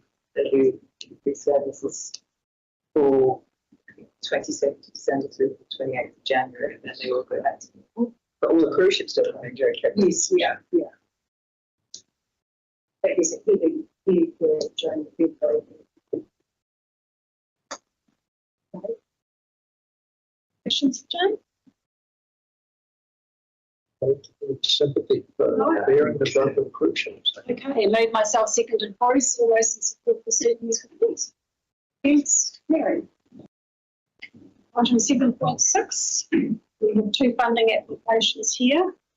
I'll put them separately. First is that Islands-Whangaroa Community Board approved the sum of $5,000 plus GST applicable be paid from the board's community fund account to the Te Waka Tua o Te Rangamari for equipment hire costs, which is now for purchase of, as I understood in the discussion yesterday. And through the chair, I can confirm it's a first grant for 4,880 at the cost of the purchase of 2 markers. Oh, 4880 is what they have from. 4880, Te Hiki have just funded that to purchase the marquees. To purchase the markers. Okay. For equipment hire costs, so that won't be all that, what they're asking for now is participating in Waitangi with top of the fee. So that will now be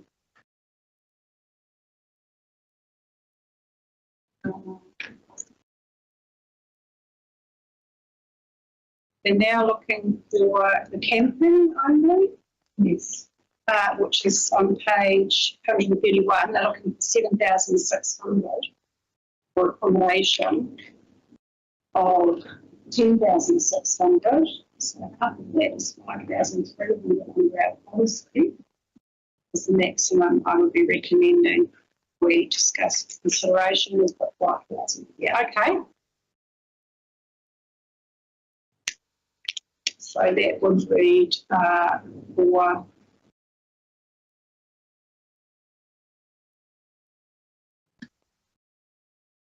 toward accommodation costs, correct?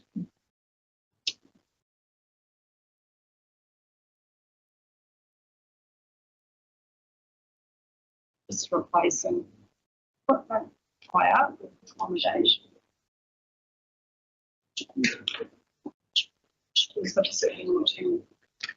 Do I have a mover?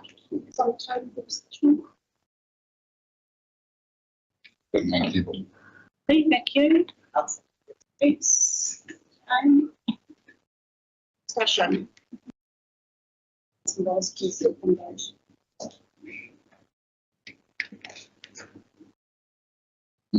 Lottie's mover, do you want to talk to it first?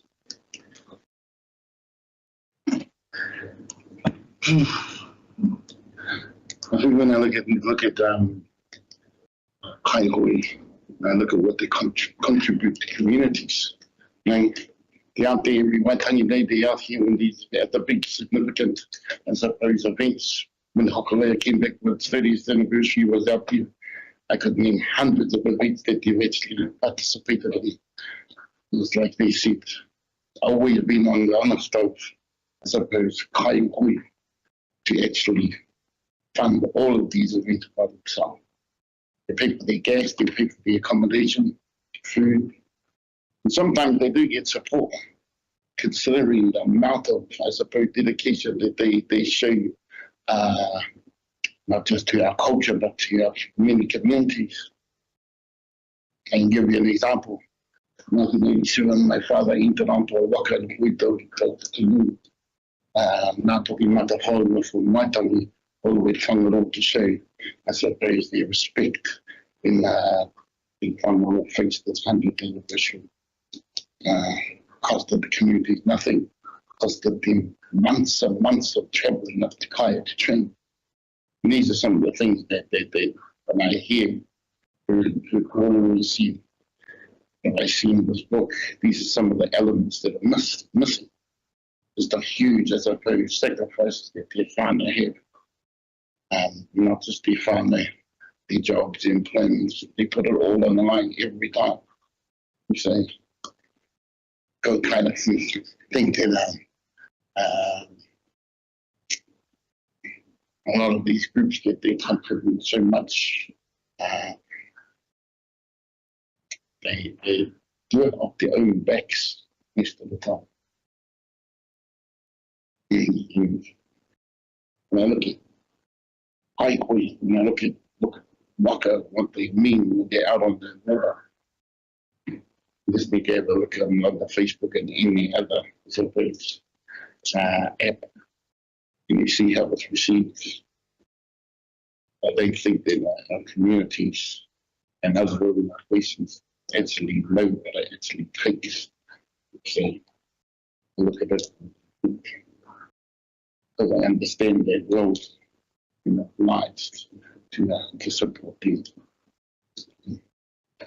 Thanks, Jane, yes, I mean, I am very familiar with the amount of energy and effort through my association with Maswa Wurimu. I don't know about the Kaupapa Islands Kahu, but they are in Nairobi. They're from Whangaroa, so they come within Nairobi. Is it Tihiku? Are they just Tihiku? Yeah, it's like Patiko Peninsula. The Ngāti Ki Whangaroa is. So It's their funding.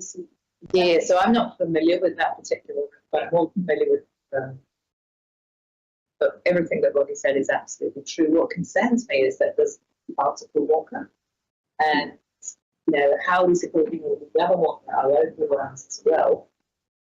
And whilst this is a one-off, I think there's a bigger picture that we need to consider. And, with our chair's relationship, perhaps we could maybe break some linkages through to the funding pool that exists with this type of it anyway. It comes from central governments. And I'd also like to push that an amendment for the chair to 5,300, which is 50% of their application costs.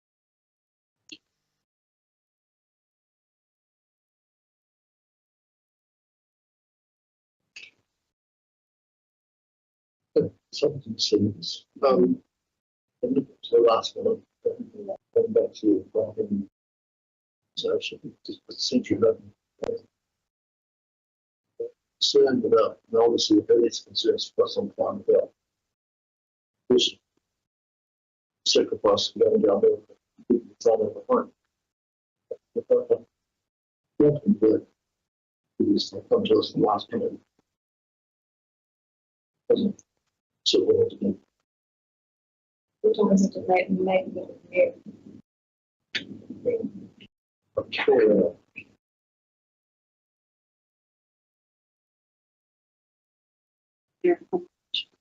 So Yeah, no, I guess maybe. the waiting grass is already pre-booked. So won't be anything. We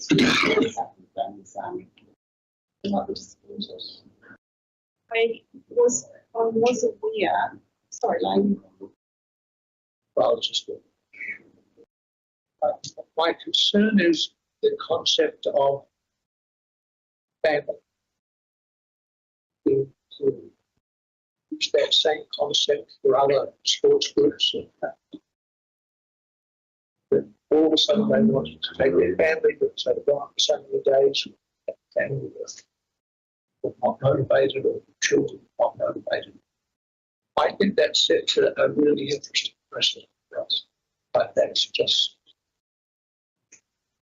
Madam Chair, I think the whole supporting one Waka equally rather than all of the others is the precedent that concerns me more.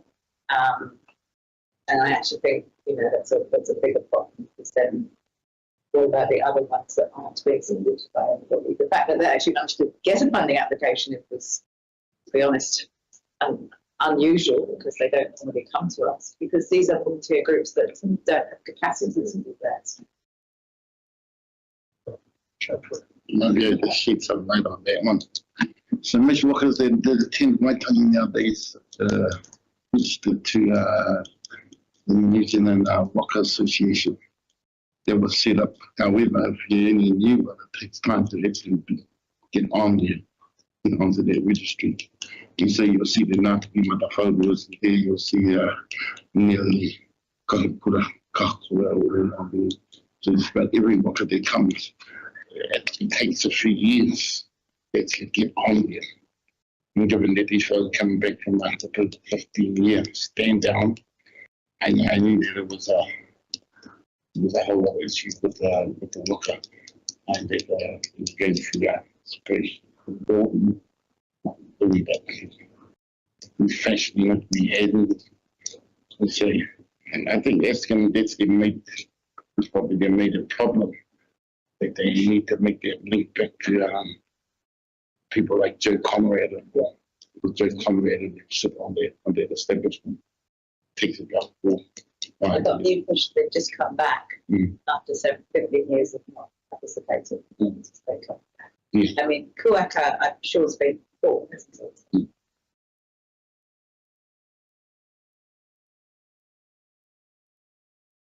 Yeah, I've sort of really been on the fence on this one because I do worry about the precedent it sets.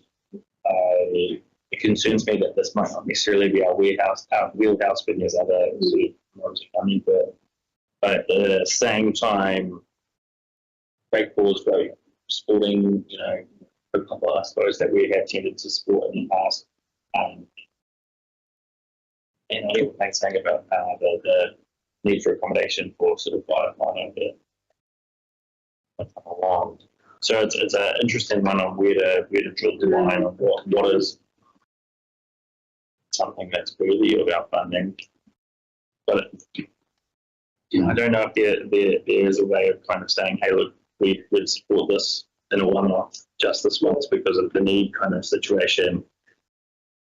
But you need to create a different pathway for next time or some sort of way of noting that if they were to be successful. And it's not exactly which is what with it. Yeah, that's another real concern for me as well. Yeah, I actually thinking Whangaroa. Why are we paying something? That's on our board. Yeah, I was actually thinking it was nothing I can keep Whangaroa. No, it's my mistake. Yeah. So I don't know if that achieved any light on. My concerns around this are when I look at what they asked us for, it was basically to fund the whole event, bar their tables and chairs that they're obviously bringing. And considering they participated last year, I find it bizarre that there has been no effort. The intent was to come back. It's not Waitangi Day, they're basically coming, whole Waitangi week days, and there will be more days 2025. And they haven't been in discussions with anybody at Waitangi, and the local community struggle to get funding themselves. Albert Cash was not funded last year for the Big Waka. We should be funding our locals. And this year they have fought and sat down, and from the 7th of February they sat down and started discussions, planning and doing applications for next year. So these people had the same opportunity to get on board, attended, and get into the discussion if they wanted to come to Waitangi. But we have many other Whakarana groups, and it's really just turning out because of blood sport. And now we open up ourselves, we're opening categories Every single waka. for every single waka. But what they're actually has come down to is us accommodating them specifically. That's not our area, in our area for Waitangi. That's what it comes down to. How does that benefit? Well, they're all going to spend money. It does like on the right tracks. Yeah, that's, as I say, like when I seconded it, I genuinely thought they were from Canada. Doesn't make a difference. Any further discussion? Any to vote? Councillor Kappa? I don't have any concerns as such, but mainly looking at the bigger picture and what they provide into the festive event of Waitangi. I think the points that I picked up in Russia was their interest to include the whānau, to come, and although it may look as a concern to some, but it's also a succession program that builds on tomorrow's values for the not only the 2025 festivity, but ongoing. And so that to me meets what I feel I would support. The other thing is that at the end of the day, the amount that's offered, as you mentioned, is the maximum is the number, but also the board is positioned to decide on whatever that number is, whether it's zero, whether it's the maximum, and in between there is your space to move. But I think for me, at the end of the day, they will participate and present with the other groups the type of festivity that on a national basis, and we're talking national, and to some degree overseas, international, they will present to the world what 2025 Waitangi Day will be, and that will be enjoyed by that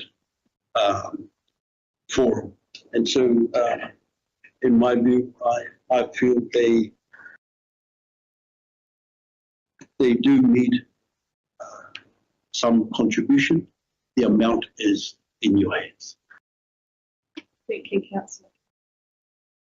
I think one thing I should add is that you turn around and you say extend the finance game. A lot of people don't understand is that the finance are already a part of the claim. I can see that. In fact, my father was in there, my mother was in there, my sister was in there supporting us, all of my siblings, all of my first cousins.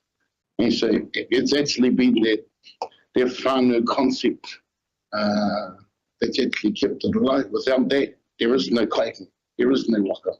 We go and have a look at Waitangi, for instance, you see people like Mukai. You go, well, for the Papa goes all the way back to 1940. You have a look at all the other ones, and they're going all the way back into the same era. Where the succession they took over from Uncle Hickland and Uncle Alex Carden, and so there's where our company. So while we're tuakana now, we never forget that it's not just Kaihoi, it's whānau. That's what Kaihoi is. It's whānau. I mean, it doesn't matter where they come from. At the end of the day, we all end up in that same space. We all representing the same thing. And that's, I suppose, Aotearoa New Zealand. It's not even just about Waitangi. It's about, I suppose, representing a culture on a much larger scale, international as well as national. So,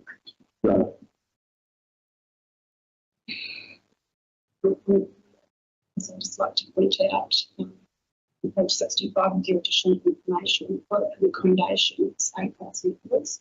Within the actual application form, it's 10,000. That's actually 50% of the quote, which is 4,000 dollars. Unless somebody else has put something else up in there. It's the only quote that we have.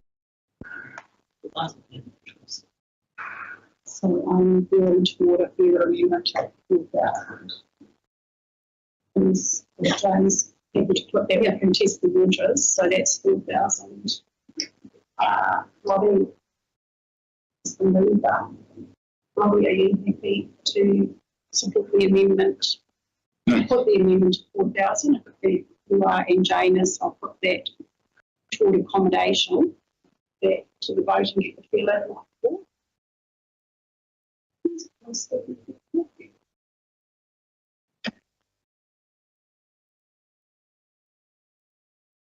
against. So I'm going to put $4,000 toward accommodation for Waitangi Week Walk against 2025 license 4. 2, 3. Against 2, 3. So that's actually lost. Okay.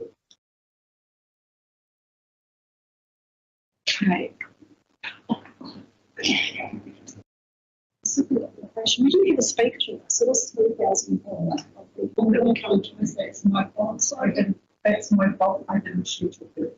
So that's my fault, I did not respect you. Okay, I'm quite happy for the board to discuss this without a speaker. Some of you might have even seen them on Seven Sharp and Blue Cross the other last week, talking about this program. Do I have a mover? So this is Dave, I'll approve the sum of $3,000 plus GST. Okay. The community fund account to the road safety education limited for Foster's running road safety education classes at Kitty High School. Seconded Tyler. Discussion, Wayne is mover. As loath to as I am to subsidise clients in Tennessee, it's a reasonably viable thing for the broader community. It's not something that I jump to support, but I would make a case that it's required.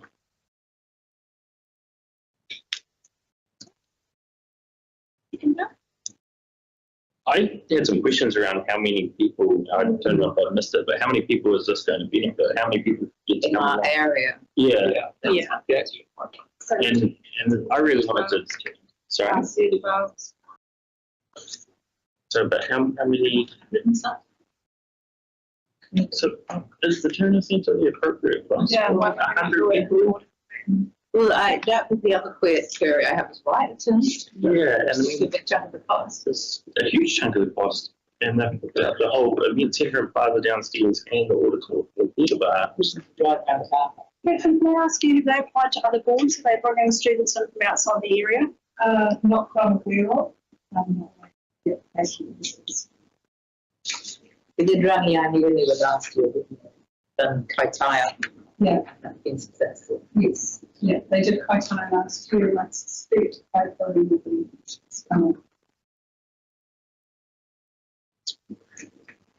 My question that I had to for them was actually around the fact that this program is designed for 16 to 18-year-old students, and how do they capture those that have dropped out of school and are driving? How do they capture the vulnerable on our roads, and the young ones who we know are driving without a licence? They are missing out on that opportunity to develop, some learning, some comprehension around road safety. That was really my query to them why it was targeting. Appreciate it's probably the legal age to have a licence, but they should be capturing them younger when they're driving around the farm and the orchards and down the road with dad. And, you know, it's, Does this mean, like, I see the bookings July 20. February to August, it says I'm not sure when the events taking place. July? The booking quote was for 29th of July to 2025. Okay. They have said that the program starts in February. Through to August. Right. So is it more than one? It's a long time. Yeah. Yeah, I know. Right. Perhaps they go around Northland and that's their circuit. And then this is like a final. I got the impression it's kind of like, you know, regular at school and then the final thing was here. Because the summer, because there's all these different modules with the SOS. It's like 6 modules. I mean, it looks like a good program. It does. It seems like a great program. And I just had some clarification type. Yeah, I'm going to have an extraordinary meeting. Could we have them come back in February? And should we choose to grant them part of it could be just that if they would have started the course? As a board, we can say, Rather than just say no. 1 million people. 20.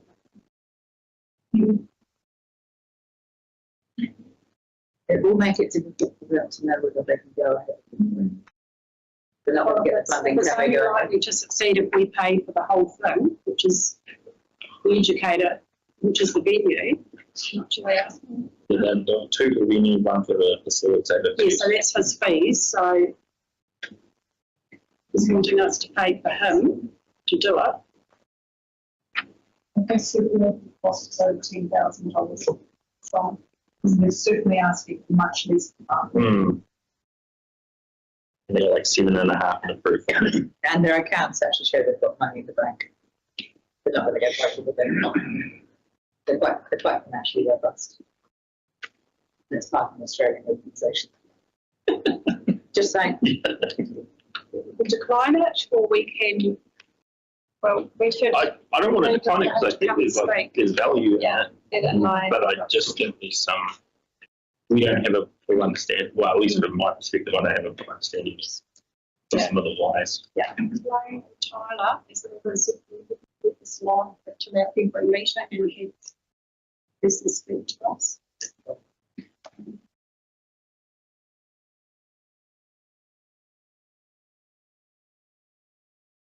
Some questions around this, so I will put that name into letter by Tyler Second.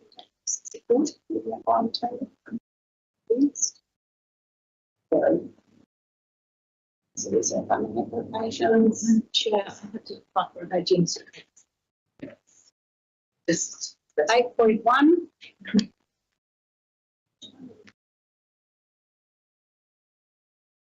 Movement vote on this we will receive the report condition assessment summary for council doors to our estimate. Thank you, Bruce. Excited. quite small. I have my magnifying glass for everybody needs it.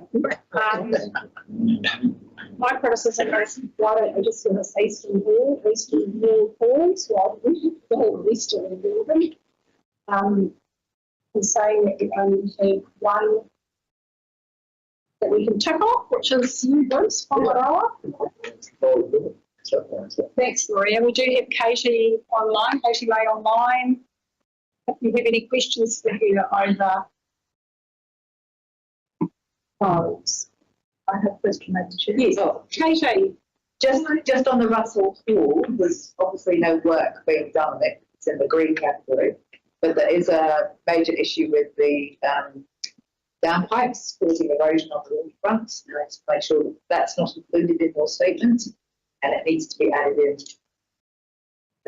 Through the chair, councillor or member Hindle, the downpipes are an operational matter. So we visited the hall recently with Victoria and her team, and that's sitting with them to address those sooner, and a few other things around the building as well. Thank you, sorry. And in relation to Paihia Hall, the cleaning of the gutters, bearing in mind it's getting dry and leaves falling. What's the schedules? That's also a Operational. question. Yeah.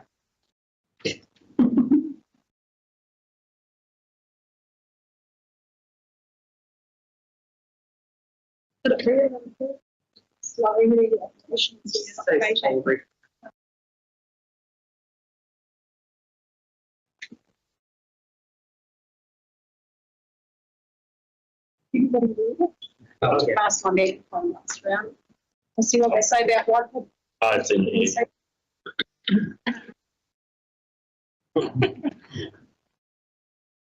Nothing to do with age, Katie. No, it has everything to do. Very small when you squish it into printable format, I think. Up in A4, which is the town hall committee. And I'll just email it to you. Think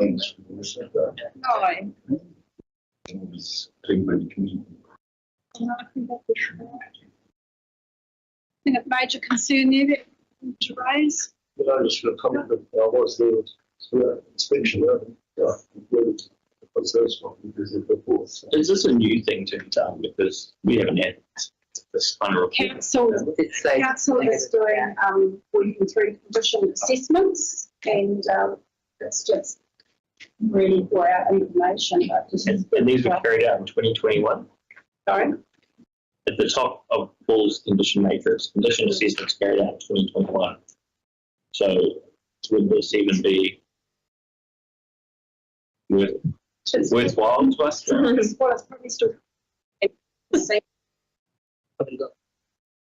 Chair, I would also acknowledge that they're probably a little bit late in the picture. We probably should have done this much earlier, and they're not too far from going through another condition assessment cycle. But the intention would be to compile the information a lot sooner after the assessments are done in the future, so you get a much more up-to-date picture going forward.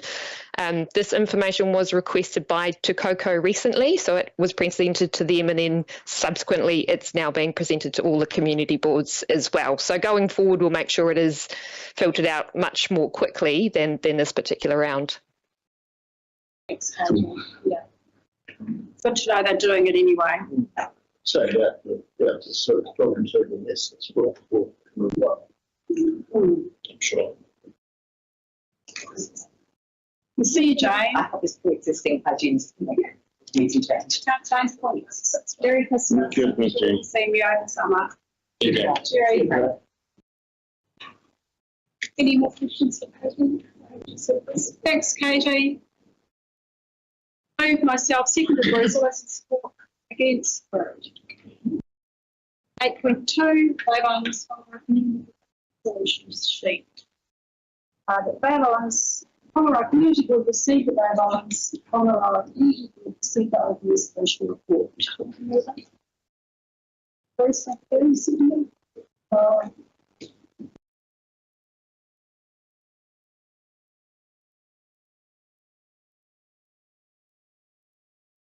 the two. Any comment?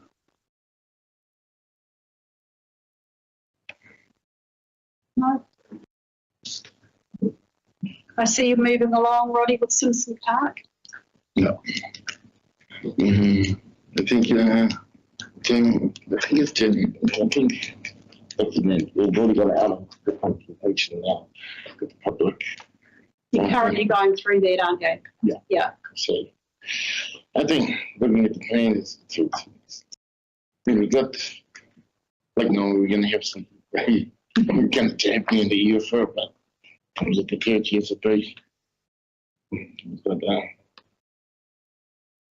I quite like it because the way they do our next generations, our younger generations, participated in and let it out, which is completely different to what we're used to in subdivision. Normally it's all of us home bugger making decisions for the young ones. It's nice just to see, I suppose, the young ones turn around and then speak to the aspirations for our community. So the timeline for that consultation, will it go through January or does it close off before Christmas? The 22nd.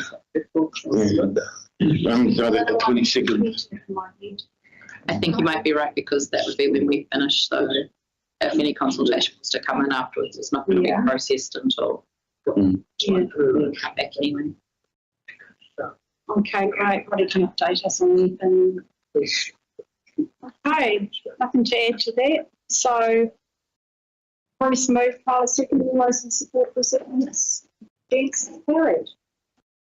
And that's us for the year.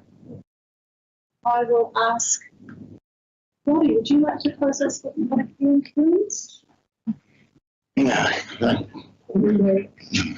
E te matu te tamatu wili te pumi na jira pumi te mana e te mana me te kaura o te kuaroha and whandu hapi puli o te whailungi te whangaru o te matu o te tamatu wili o te tu me ngana he te puna me te mana e tautu pai.